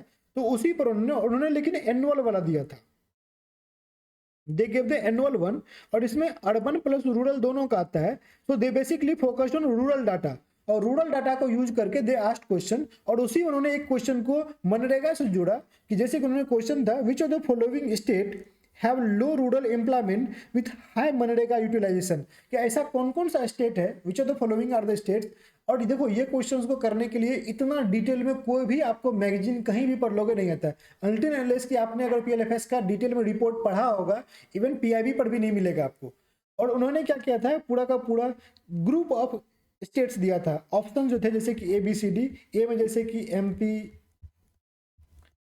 यूपी, त्रिपुरा, ऐसे करके आपको ग्रुप ऑफ स्टेट्स दिया हुआ था, तो वो ग्रुप में दिया हुआ था, राइट। तो इस तरह से आपको दिए हुए थे। तो it's a kind of difficult question हम लोग बोल सकते हैं, काफी टेक्निकल क्वेश्चन हुआ। उसके बाद मैंने आपको ऑलरेडी पैराग्राफ दिखाया पीएम जुगा पर, पीवीटीजी पर। तो इसमें पीएम जुगा से 2 क्वेश्चन था, एक अलग से क्वेश्चन था डायरेक्टली पर, और एक पीवीटीजी के बारे में था कि कितने पीवीटीजी वगैरह कौन कौन से हैं, तो उस पर क्वेश्चन पूछा गया था। एक प्रोडक्शन पर जो है आपको क्वेश्चन पूछा गया था, भारत का क्या रैंक है, इस तरह से क्वेश्चन। तो ये इजी था, 2 क्वेश्चन यहाँ पर थे। कोऑपरेटिव डेवलपमेंट फंड है, नाबार्ड का कोऑपरेटिव डेवलपमेंट फंड है। तो उन्होंने जो पैसेज दिया था उसमें 1968 में एक नाबार्ड की एनुअल बोर्ड मीटिंग हुई थी, और उस बोर्ड मीटिंग में कोऑपरेटिव डेवलपमेंट फंड को अप्रूव किया गया था, उस पर रिलेटेड हुआ था। और ये चीज अगर आप रिसेंट देखोगे तो नाबार्ड के एनुअल रिपोर्ट में इसके बारे में बात हुआ था, क्योंकि कोऑपरेटिव सेक्टर वाला चैप्टर में, तो उसी पर उन्होंने 2 क्वेश्चन यहाँ से पूछा था। उसके अलावा cropping system and cropping season पर था। यहाँ पर जो उन्होंने क्या कहते हैं डायरेक्ट क्वेश्चन नहीं था, पैसे जो था उसमें उन्होंने ए बी सी ऐसे करके स्टेटमेंट दिया हुआ था, और उसमें क्रॉप के बारे में दिया हुआ था कि this particular crops grows in this particular crop grows in monsoon season, these are in this particular kind of climate, ये चीजें हैं, इसके फीचर्स ये सब हैं। फिर बी में आपको दूसरे के बारे में दिया गया था, सी में तीसरे दिया था, और इस तरह से बोला गया था। और थोड़ा तो कुछ और भी बातें बताई गई थी और पूछा गया था। क्वेश्चन में फिर पूछा गया था which of the following crop is mentioned in A. Okay, तो आपको बताना था, वो चीज आपको समझ के बताना था, उसके बारे में समझना था कि अगर किस ऑप्शंस देख के कि किस क्रॉप के बारे में बेसिकली उसमें बात किया गया है, कि वो सीजन के अकॉर्डिंग या क्लाइमेटिक कंडीशंस के अकॉर्डिंग वो चीजें आपको, या कौन सी रीजन में ग्रो करता है ये भी दिया हुआ था, उसके अकॉर्डिंग आपको फिगर आउट करना था। और दूसरा एक क्रॉपिंग सीजन पर क्वेश्चन था, ये तो क्रॉपिंग सिस्टम पर हो गया, क्रॉपिंग सीजन पर आपको क्वेश्चन पूछा गया था। So that's how there were question, these were the 20 questions. तो क्वेश्चंस लास्ट ईयर काफी अच्छे आए थे, नो डाउट। ओके, अगर मैं बात करूं 1 मार्कर में, तो एनिमल हस्बेंड्री से ब्रीड पूछा गया था, which of the following is the harvesting breed पूछा गया था, तो वो पूछा गया था। पंचायती राज सिस्टम से क्वेश्चन था, एग्रीकल्चर एक्सटेंशन से क्वेश्चन था। उसके बाद आपको लैंड होल्डिंग का क्राइटेरिया जो होता है, स्मॉल फार्मिंग का लैंड होल्डिंग, जो एग्रीकल्चर सेंसस पर, ये इजी क्वेश्चन था। Contribution of agriculture in employment, economic survey से पूछा गया था। उसमें दिया गया था कि जो एग्रीकल्चर सेक्टर जो है उसका ग्रोथ इस तरह से, जीवीए ग्रोथ जो है पिछले 1 साल में इस तरह से रहा है, right, according to economic survey. So but what is the contribution of, फिर आगे क्वेश्चन था what is the contribution of agriculture sector in employment.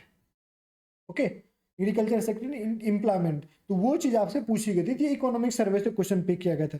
उसके अलावा आपको किसान सुविधा आंसर था, उसी से रिलेटेड एक क्वेश्चन पूछा गया था।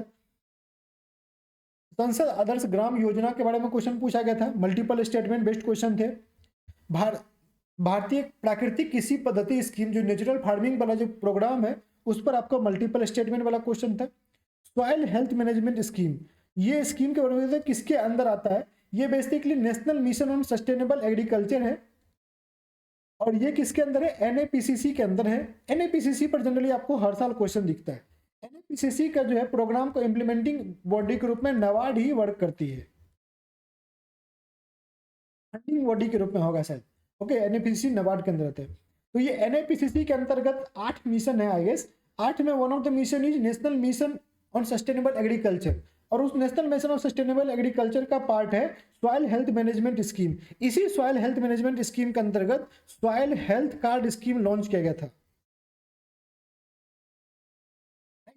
तो ये क्वेश्चन आपसे पूछे गए थे। उसी तरह से अगर मैं बात करूं, ये 2023 है, sorry I forgot to write this thing, ये 2023 का है। 2023 में अगर आप देखोगे तो 4 और 3 के सेट वाले ज्यादा क्वेश्चन थे, जैसे कंप्यूटराइजेशन ऑफ पैक्स, उस साल का ये काफी इंपॉर्टेंट स्कीम था, 4 क्वेश्चन पूछे गए थे, कंपेरेटिवली इजी था। मनरेगा बेस्ड था, मनरेगा में आप अगर बोलोगे कि ये जो तीनों क्वेश्चन थे ये सबके से हम लोगों ने कवर किया था, जैसे एडिशनल 50 डेज ऑफ वर्क जो है वो किस में मिलता है, वो work in forest and drought region में मिलता है। तो आप अगर मेरा स्कीम्स कंपेडियम को फॉलो किया होगा तो उसमें स्कीम कंपेडियम में जो है मनरेगा पर एफएक्यूज दिया हुआ है, और वो एफएक्यूज वगैरह हर तरह के मनरेगा रिलेटेड क्वेश्चंस को कवर करता है मोस्ट ऑफ द टाइम्स।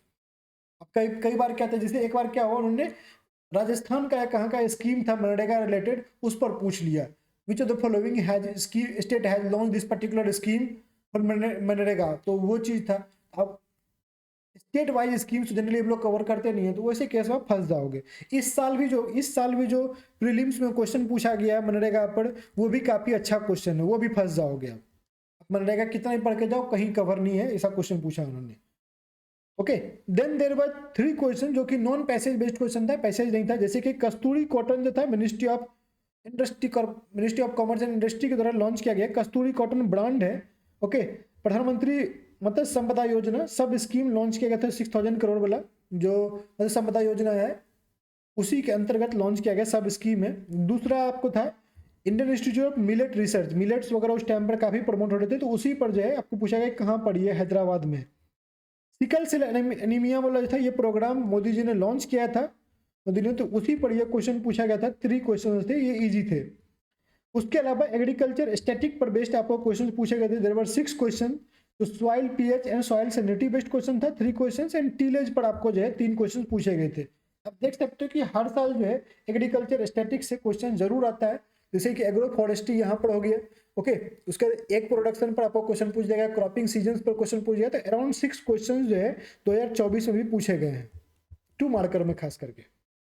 तो आपको ये समझना होगा कि वेटेज जो है वो जनरली किस चीज का है, स्कीम्स का ज्यादातर है, स्कीम्स का ज्यादातर है। उसके अलावा नबार्ड के खुद के जो एनुअल रिपोर्ट है या नबार्ड के जो स्कीम्स हैं उस पर भी काफी नबार्ड फोकस कर रहा है, पहले नहीं करता था, आजकल काफी ज्यादा कर रहा है।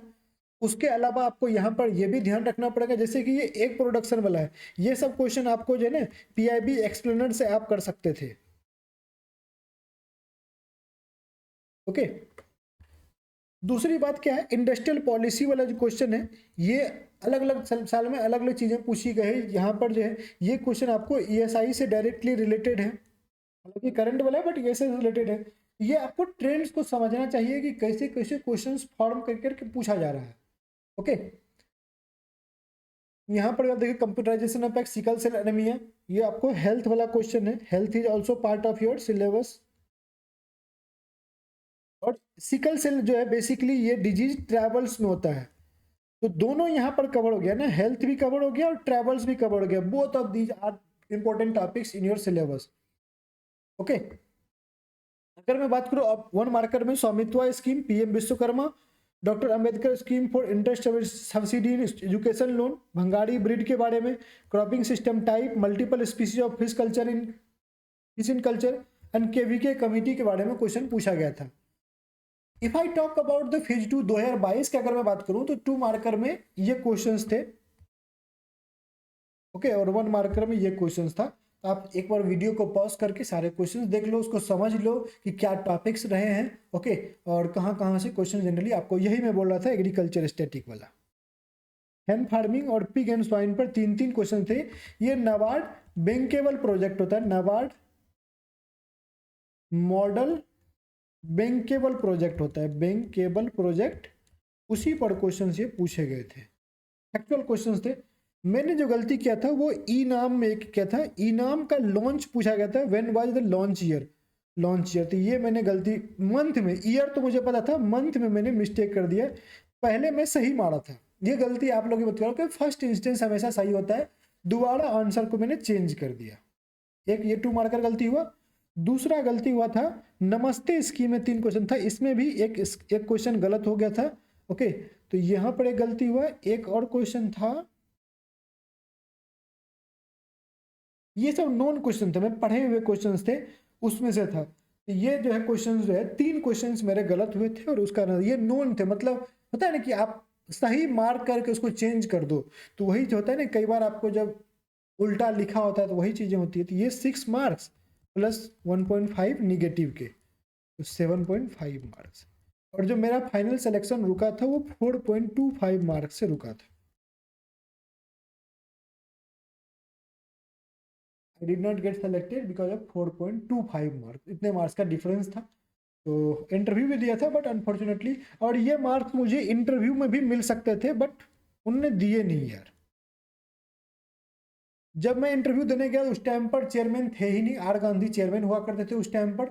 ओके, और जो सैयद सर और जो मैम थी वही मैम आपको जो है वो इंटरव्यू लिए, and they were not quite very interested in answering. बस हाँ, एक सैयद सर तो आपको चेयर पर आराम कर रहे थे, so kind of devastating interview, it was my last attempt, so they did not give me good marks in interview, I got only 32 marks, and unfortunately I did not get qualified. Okay, तो ये scene था, तो यही मैं आपको समझा दिया।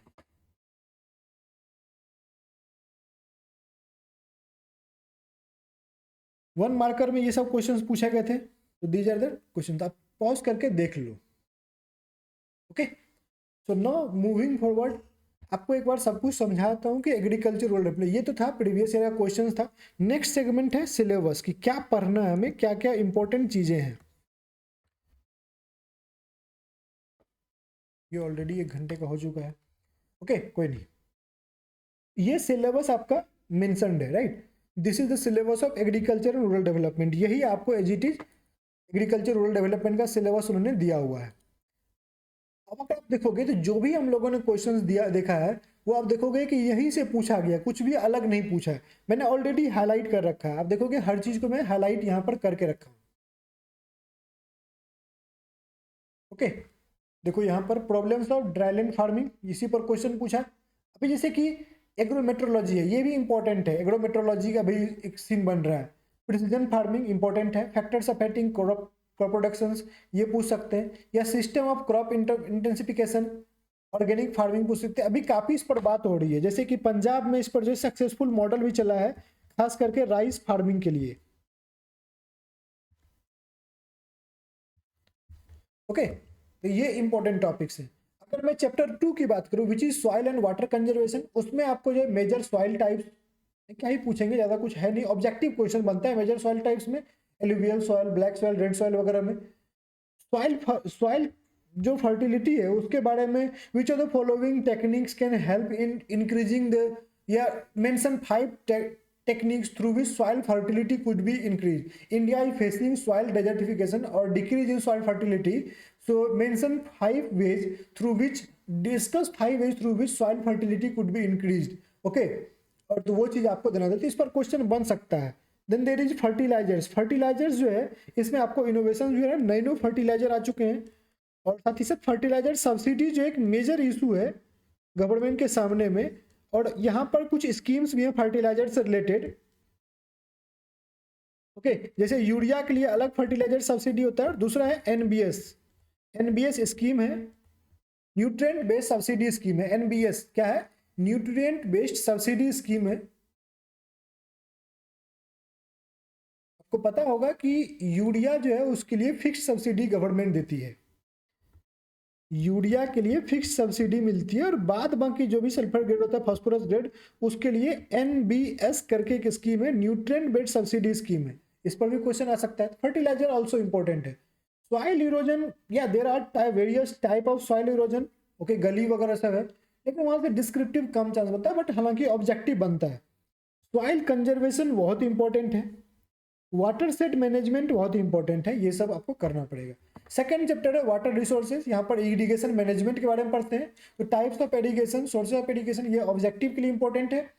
Crop water requirement once again objective के लिए डिस्क्रिप्टिव सोचेंगे, कुछ यहाँ पर क्वेश्चन अगर बन रहा होगा देखेंगे, लेकिन इंपॉर्टेंट है।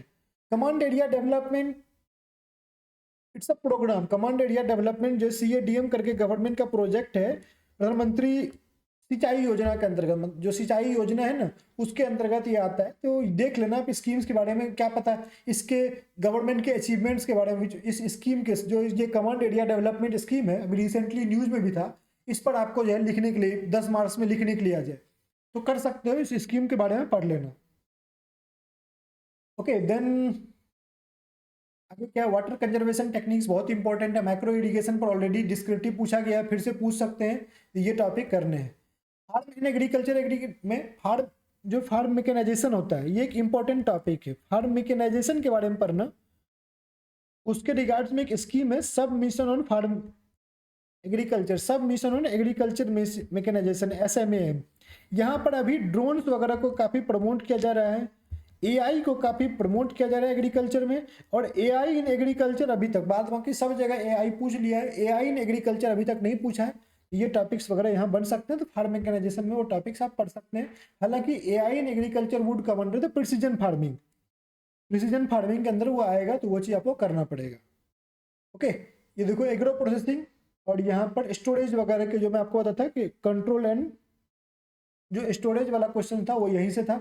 यहाँ पर आपको स्टोरेज वगैरह के बारे में दिया हुआ है, तो जो आपको water set management, water set तो ऊपर था,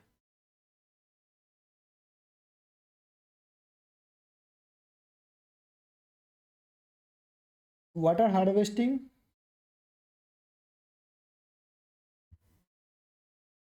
वाटर सेट, मुझे लगता है इस पर वाटर सेट मैनेजमेंट बहुत इंपॉर्टेंट है, यहाँ से इसको अच्छे से जरूर पढ़ लेना। ओके, एग्रो प्रोसेसिंग इंपॉर्टेंट है।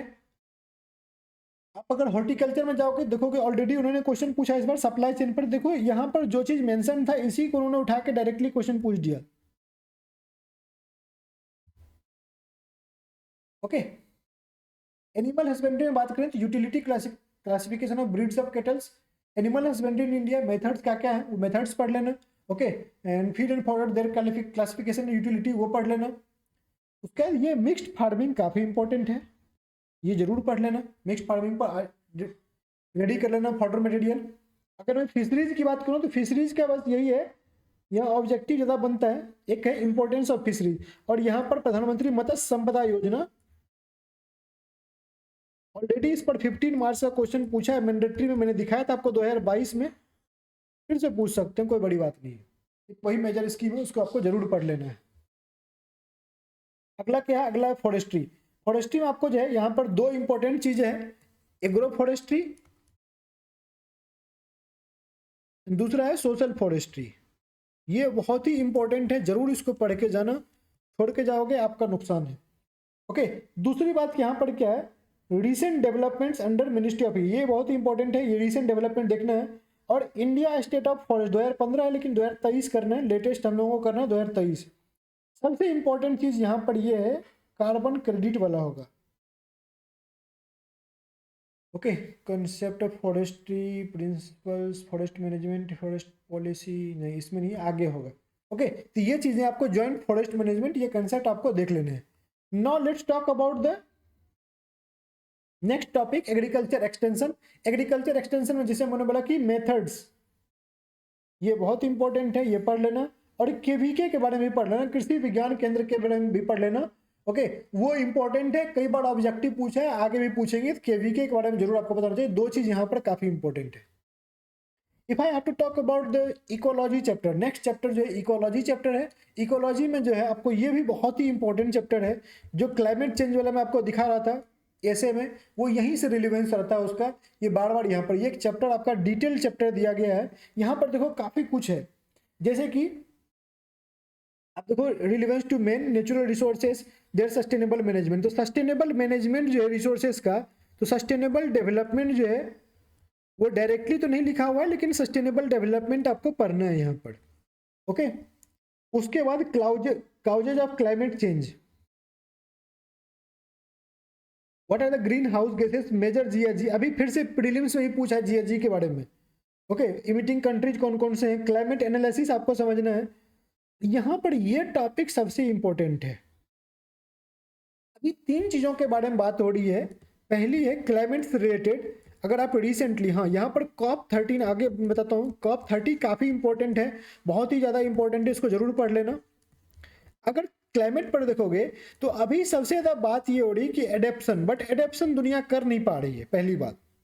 अब बात हो रही है मिटिगेशन पर, कि भाई हम क्लाइमेट चेंज को रोक तो नहीं पा रहे हैं, बट हमें क्या करना पड़ेगा, we will have to make ourself ready for the mitigation, कि जो भी क्लाइमेट चेंज से रिलेटेड नुकसान है उससे हमें कैसे बचा जाए, उससे कैसे जो क्षति है, जो लॉसेस है, उसको कैसे मिनिमाइज किया जाए, that we will have to focus. तो वो चीज पर बात हो रही है। और तीसरी सबसे बड़ी बात हो रही है, which the global south, which the India basically claim to be leader of, तो वो बात कर रही है क्लाइमेट फाइनेंस का। ये एक बहुत बड़ा इशू है आज की डेट में, क्लाइमेट फाइनेंस का। ओके, यहीं पर क्लाइमेट, इंडिया बात कर रही है क्लाइमेट जस्टिस का, क्लाइमेट जस्टिस की बात कर रही है, क्यों, क्योंकि we are not the one who have polluted the world, ये ग्लोबली हम लोगों ने पोल्यूट नहीं किया है, we are not the polluters. Okay, या we are becoming one of the polluter currently हम लोग का, लेकिन जो हिस्टोरिकली अगर बात किया जाए तो हिस्टोरिकली यूरोप, जो इंडस्ट्रियलाइज कंट्रीज हैं, they are the major polluters, US, Canada, ये सब जो है पोल्यूटर्स है। तो इंडिया चाहता है कि these country they should take the responsibility and they should, as we are the developing country, we are the poor nation and these are the developed country which benefited for the industrialisation, जो उन्होंने अपने आप को develop कर दिया। So now they should provide the technology, at the same time they should also provide the finance, okay, तो इसी पर ये पूरा का पूरा चल रहा है, और ये COP30 इसलिए काफी इंपॉर्टेंट आपके लिए बन जाता है, तो उसको जरूर पढ़ लेना। उसके अलावा यहाँ पर एक और चीज है, वो सबसे इंपॉर्टेंट यहाँ पर है आगे। Climate change and impact to agriculture rural livelihood. इसका क्या इम्पैक्ट है क्लाइमेट चेंज का एग्रीकल्चर और रूरल लाइवलीहुड पर? ओके, और ये सबसे इंपॉर्टेंट है कार्बन क्रेडिट। अभी रिसेंटली सरकार ने कार्बन क्रेडिट प्रोग्राम लॉन्च किया है, मे भी इस पर डिस्क्रिप्टिव लिखने आ जाए। ओके, और उसके अलावा आईपीसीसी इस बार उतना न्यूज में है नहीं, छोड़ भी सकते हो। यूएनएफसीसी जो है उसके बारे में पढ़ लेना। कॉप मीटिंग्स, वही मैंने बोला कि कॉप मीटिंग्स अभी क्या हुआ, 30th मीटिंग था, और ये बहुत इंपॉर्टेंट है। आगे भारत भी इसको होस्ट करने वाला है, कॉप जो है कॉप समिट इंडिया भी आगे होस्ट करने वाला है। तो कॉप मीटिंग्स काफी इंपॉर्टेंट होते हैं। हाँ, यही पे है ना फंडिंग मैकेनिज्म्स, देखो है ना क्लाइमेट फाइनेंस। तो किस तरह से अभी करंट में फंडिंग मैकेनिज्म क्या है, जैसे जीसीएफ वगैरह से हो गई, जीसीएफ के लिए नाबार्ड ही जो है वो एंटिटी है इंडिया में, तो ग्लोबल क्लाइमेट फंड जो है, तो जो फंडिंग मैकेनिज्म्स है उसको समझना पड़ेगा आपको, साथ ही साथ क्लाइमेट फाइनेंस को ओवरऑल समझना पड़ेगा। Initiatives by the government of India, what are the climate related initiatives, government का क्या चल रहा है, जैसे नगर वन योजना हो गया, ऐसे कई सारे स्कीम्स वगैरह चल रहे हैं जो आपको पढ़ने पड़ेंगे। यही एनएपीसीसी स्कीम, इसके लिए नाबार्ड रिस्पॉन्सिबल है, और एसएपीसीसी स्टेट में कोई खास है नहीं, एनएपीसीसी को जरूर पढ़ लेना। और इंडियाज कंट्रीब्यूशन जो डेवलपमेंट का आईएनडीसी नेशनली डिटरमाइंड कंट्रीब्यूशन होता है, जो पेरिस क्लाइमेट एग्रीमेंट था उसमें जो है आपको हर नेशन को कंट्रीब्यूट करना था, हर नेशन को शेयर करना था कि we are going to do these much things and we as a nation have already achieved whatever we had committed, now we have increased our limits। Okay, जैसे कि हम लोगों ने ग्रीन कवर बढ़ाना हो, या कार्बन इमिशंस को कम करना हो, सोलर बढ़ाना हो, मतलब रिन्यूएबल एनर्जी सोर्स को, वो हम लोगों ने ऑलरेडी अचीव कर लिया है। तो ये भी आप पढ़ सकते हैं। यहीं से मोदी जी ने जो है आपको ग्लासगो समिट में, जब ग्लासगो में समिट हुआ था, वहां पर पंचामृत का कंसेप्ट दिया गया था, पंचामृत का कंसेप्ट दिया गया था। वहीं से नेट जीरो का कंसेप्ट आया जो 2070 तक भी होगा। अब देखो, आप बोलोगे सर कल को अगर नेट जीरो पर उन्होंने क्वेश्चन पूछ दिया, आप ये मत बोलना कि सर नेट जीरो तो मेंशन ही नहीं है। अरे नेट जीरो इसी से मिलता है, यही है नेट जीरो, आईएनडीसी से ही नेट जीरो बनेगा। ओके, तो ये चीज आपको समझनी पड़ेगी कि कई बार आपको हिडन क्वेश्चंस भी बनते हैं। तो this chapter is very important, यहां से क्वेश्चन हर साल पूछता है, आगे भी पूछेगा। नो, द नेक्स्ट चैप्टर है present scenario of Indian agriculture and allied activity. इसमें आपको मेजर जो चेंजेज आए हुए हैं वो सब पढ़ने हैं। फैक्टर्स ऑफ प्रोडक्शन यहाँ पर है, ये देखो एग्रीकल्चर फाइनेंस एंड मार्केटिंग। आपने देखा कि यहाँ पर जो क्वेश्चन पूछा गया 5 कौन कौन से मेजर चैलेंजेज है, प्रॉब्लम से जो फेस कर रहा है, तो इस तरह के क्वेश्चन। एंड ये देखो ये भी क्वेश्चन पूछा गया है ग्लोबलाइजेशन वाला, impact of globalisation and issues of food security, ये दोनों चैप्टर काफी इंपॉर्टेंट है। एंड ये वाला भी टॉपिक काफी इंपॉर्टेंट है, concept and types of farm management, ये जरूर आप पढ़ लेना। So this 3 topics are there जो कि वेरी इंपॉर्टेंट है। फिर आपको लास्ट चैप्टर है रूरल डेवलपमेंट। इस रूरल डेवलपमेंट में आपको 3 भाग में सब टॉपिक्स दिया हुआ है। एक तो आपको कंसेप्ट रूरल एरिया, ओके, उसके अलावा रूरल पॉपुलेशन, तीसरा है पंचायती राज, और फिर इसके अंतर्गत है कुछ स्कीम्स। तो ये टॉपिक में 4 टॉपिक्स हैं रूरल डेवलपमेंट के अंदर, 4 टॉपिक्स में, 4 भागों में, 4 पार्ट्स में रूरल डेवलपमेंट का आपका टॉपिक्स है। पहला क्या है, कंसेप्ट ऑफ रूरल एरिया, जो स्ट्रक्चर रूरल इकोनॉमी क्या है। तो यहाँ पर आपको समझना है इकोनॉमिक रूरल सेक्टर के बारे में आपको पढ़ना है, economic social and demographic characteristics. Demographic पूछा already question, characteristic of Indian rural economy. Okay, आपने ये देखा पीएलएफएस पर क्वेश्चन पूछा गया था, वो यहीं से पूछा गया था, rural population in India, occupation structure, farmers, agriculture labourers. तो इसी पर से उन्होंने लास्ट ईयर पीएलएफएस वाला क्वेश्चन पूछा, आगे मनरेगा को यूज किया। क्वेश्चन का सोर्स वही है, आपके सिलेबस से ही क्वेश्चन आता है। ओके, आप देखोगे हैंडीक्राफ्ट वगैरह यहाँ से क्वेश्चन पूछा गया था। तो प्रधानमंत्री पीएम विश्वकर्मा स्कीम यहाँ पर भी पूछा था, अगले साल इस पर डिस्क्रिप्टिव लिखने के लिए आपसे पूछ दिया पीएम विश्वकर्मा पर। तो ये सारी चीजें क्या होती है, ये आपका सिलेबस में ही दिया हुआ, हैंडीक्राफ्ट पर ही पीएम विश्वकर्मा स्कीम लॉन्च किया गया है। ओके, तो these are the thing that you will have to understand. Handicraft and handlooms, handlooms भी आपके लिए इंपॉर्टेंट है इशूज ऑफ, और यहाँ पर हैंडलूम सेंसस भी कंडक्ट होता है, इसलिए आप हैंडलूम सेंसस से आपसे क्वेश्चन पूछ दिया जाए, ये मत बोलना सर हैंडलूम कहाँ है सिलेबस में, आपको दिया हुआ है, राइट। तो you will have to understand that. फिर पंचायती राज इंस्टीट्यूशन पर क्वेश्चन पूछा है, यहाँ से पूछ सकता है, इसके फंक्शंस वर्किंग आपको समझने पड़ेंगे। And then there are various important schemes which is MNREGA, जो कि अब चेंज हो चुका है। मनरेगा के बदले में क्या आ गया, जी राम जी स्कीम आ गया, वीवी जी राम जी स्कीम, जी राम मैडम जी ऐसे करके स्कीम आ गया, जी राम जी स्कीम आ गया है। ओके, मनरेगा को रिप्लेस करके। और दूसरा क्या है, Aajeevika mission, national rural livelihood mission है, Deen Dayal Upadhyaya national rural livelihood mission है। रूरल ड्रिंकिंग वाटर प्रोग्राम्स कौन सा, जल जीवन मिशन JJM, मिनिस्ट्री ऑफ जल शक्ति के अंतर्गत। फिर स्वच्छ भारत मिशन हो गया। रूरल हाउसिंग कौन सा, प्रधानमंत्री आवास योजना, हर बार क्वेश्चन पूछता है। SBMGU, स्वच्छ भारत मिशन ग्रामीण, SBMG। और फिर पूरा पूरा एक स्कीम है, जो ये स्कीम ना बेसिकली अब्दुल कलाम जी ने ये रिकमेंड किया था, उसी पर ये लॉन्च हुआ था। अदर रूरल डेवलपमेंट प्रोग्राम्स वगैरह आपको कवर करने पड़ेंगे। तो that's the ARD syllabus for you. आपने देख लिया कौन कौन से टॉपिक्स हैं, इसी को जो प्रायोरिटी टॉपिक्स है उसका मैंने लिस्ट यहाँ पर शेयर किया हुआ, जो भी मैंने बताया। तो एग्रीकल्चर वाला हर एक चैप्टर वाइज जो है मैंने यहाँ पर आपको टॉपिक्स मेंशन कर दिए हैं, आप वो देखे हो। ये वाला पार्ट भी आप वीडियो को पॉज करके नोट डाउन कर लो। और यहाँ पर करना क्या है, you just need to prepare 2 page short notes on each topic, on each। और इसको आपको 4 बार 5 बार पढ़ लेना है। क्यों, क्योंकि यहीं से तो क्वेश्चन बन रहा है। कुछ भी पूछे घुमा फिरा के आप लिख पाओगे, अच्छा खासा कंटेंट आपके पास रहेगा। आपको जो है यही बनाने हैं शॉर्ट पेज, और हार्डली 30 या 35-40 टॉपिक होगा, तो वही 60-70 पेज आपके नोट्स बनेंगे। डू दीज थिंग्स, तभी आप जो है अच्छा परफॉर्म कर पाओगे डिस्क्रिप्टिव में। ये वाला रिमेनिंग चैप्टर्स के ये होंगे, ये सब प्रायोरिटी टॉपिक्स हैं। अब वीडियो को पॉज करो और नोट डाउन कर लो, या स्क्रीनशॉट इसका आप ले लो। यहाँ से आप जो है स्क्रीनशॉट आप लेकर, ये सब टॉपिक्स हो गए, ये टॉपिक्स हो गए। इकोलॉजी के लिए, इकोलॉजी में देखो कितना ज़्यादा है। ओके, चलो आगे मैं ESI के लिए बारे में बात करता हूँ। ESI वीडियो थोड़ा सा बहुत लेंदी हो रहा है क्या, अरे यार 1 घंटा 21 मिनट। ओके, अगर मैं बात करूं ESI का, ESI में क्या है, इकोनॉमिक्स एंड सोशल इशू में ये आपका सिलेबस दिया हुआ है इस तरह से एक पूरा पैराग्राफ।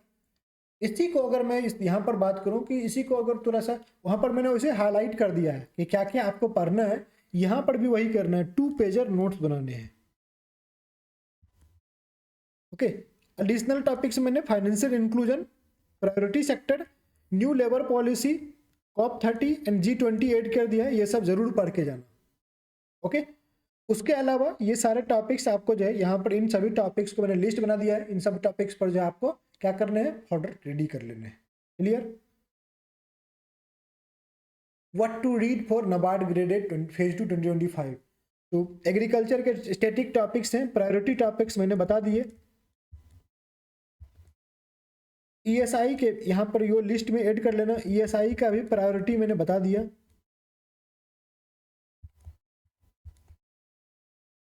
क्लियर, NABARD का एनुअल रिपोर्ट आपको 24-25 का पढ़ना पड़ेगा।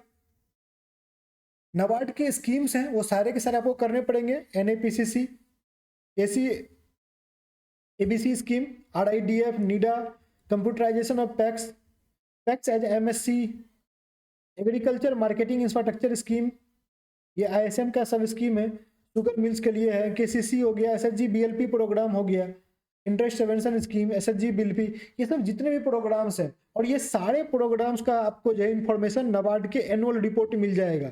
ऐसा नहीं कि आपको अलग अलग करना है, NABARड का एनुअल रिपोर्ट अगर अच्छे से पढ़ लोगे तो उसमें सब कुछ मिल जाएगा, और यही एनुअल रिपोर्ट से आपको इंटरव्यू भी काम आएगा। इंटरव्यू में भी आपको यहीं से काम आएगा। ओके, उसके अलावा इकोनॉमिक सर्वे में आपको सेलेक्टेड चैप्टर्स पढ़ने जो एग्रीकल्चर से रिलेटेड है। इसका मैंने ऑलरेडी PDF जो सेलेक्टेड चैप्टर्स हैं उसका PDF NABARD वाला जो मेरे टेलीग्राम चैनल है, ओके, उस पर मैंने ऑलरेडी डाल रखा है। उसका लिंक है AIM NABARD, AIMNABARD NABARD, AIM NABARD पर जाना, वहां पर जो आपको मिल जाएगा वो सारा का बजट का भी एनालिसिस जो है 3 मिनिस्ट्रीज के, एग्रीकल्चर, रूरल डेवलपमेंट, पंचायती राज का, वहां डाला हुआ है, वो पढ़ लेना। फिर उसके बाद national and international reports focusing on ARD, जो भी ARD पर फोकस्ड है, ESI पर, जैसे कि gender, economy, unemployment, social justice, environment, ये सब फोकस जो रिपोर्ट है वो सारे आपको करने पड़ेंगे। PIB एक्सप्लेनर्स लास्ट 6 मंथ का आपको एग्रीकल्चर वाला तो जरूर कर लेना, अगर टाइम है तो ESI वाला भी कर लेना। और मैं लगातार हर महीने शेयर करता हूँ टेलीग्राम पर, इस वाले चैनल पर भी और डिस्क्रिप्टिव वाले चैनल पर भी। Okay, then schemes of ARD ministry. ARD ministry कौन कौन से हैं? एग्रीकल्चर है, रूरल डेवलपमेंट है, पंचायती राज है, cooperatives, animal husbandry and food processing है। उसके करने these are the flagship schemes. Flagship scheme rural development हो गया। इसके अलावा भी सारे स्कीम्स करने हैं, ये कुछ मेजर है, इसके अलावा भी सारे स्कीम आपको करने हैं। Recent schemes of ESI ministry जैसे कि women and child development, social justice, education, travel, MSME, textile, industrial development schemes हो गए। ओके, जो भी सरकार, जैसे कि लास्ट ईयर जो है सरकार ने NICDC करके एक स्कीम लॉन्च की, इंडस्ट्रियल डेवलपमेंट कॉरिडोर वाला प्रोजेक्ट लॉन्च किया है, वो काफ़ी इंपॉर्टेंट स्कीम है। सेज पॉलिसी इंपॉर्टेंट है।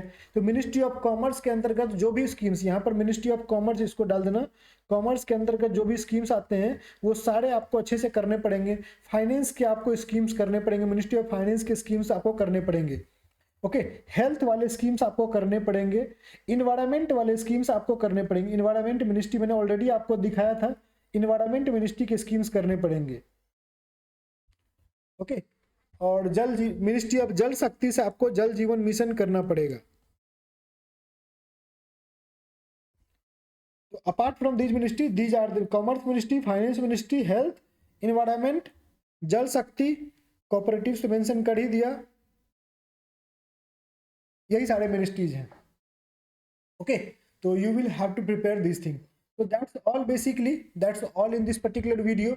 आप ये चेकलिस्ट को फॉलो करो, ये सारी चीज़ें अगर आप कर लेते हो तो मुझे लगता है कि आपका काम हो जाएगा, नाबार्ड आप कोई नहीं रोकेगा।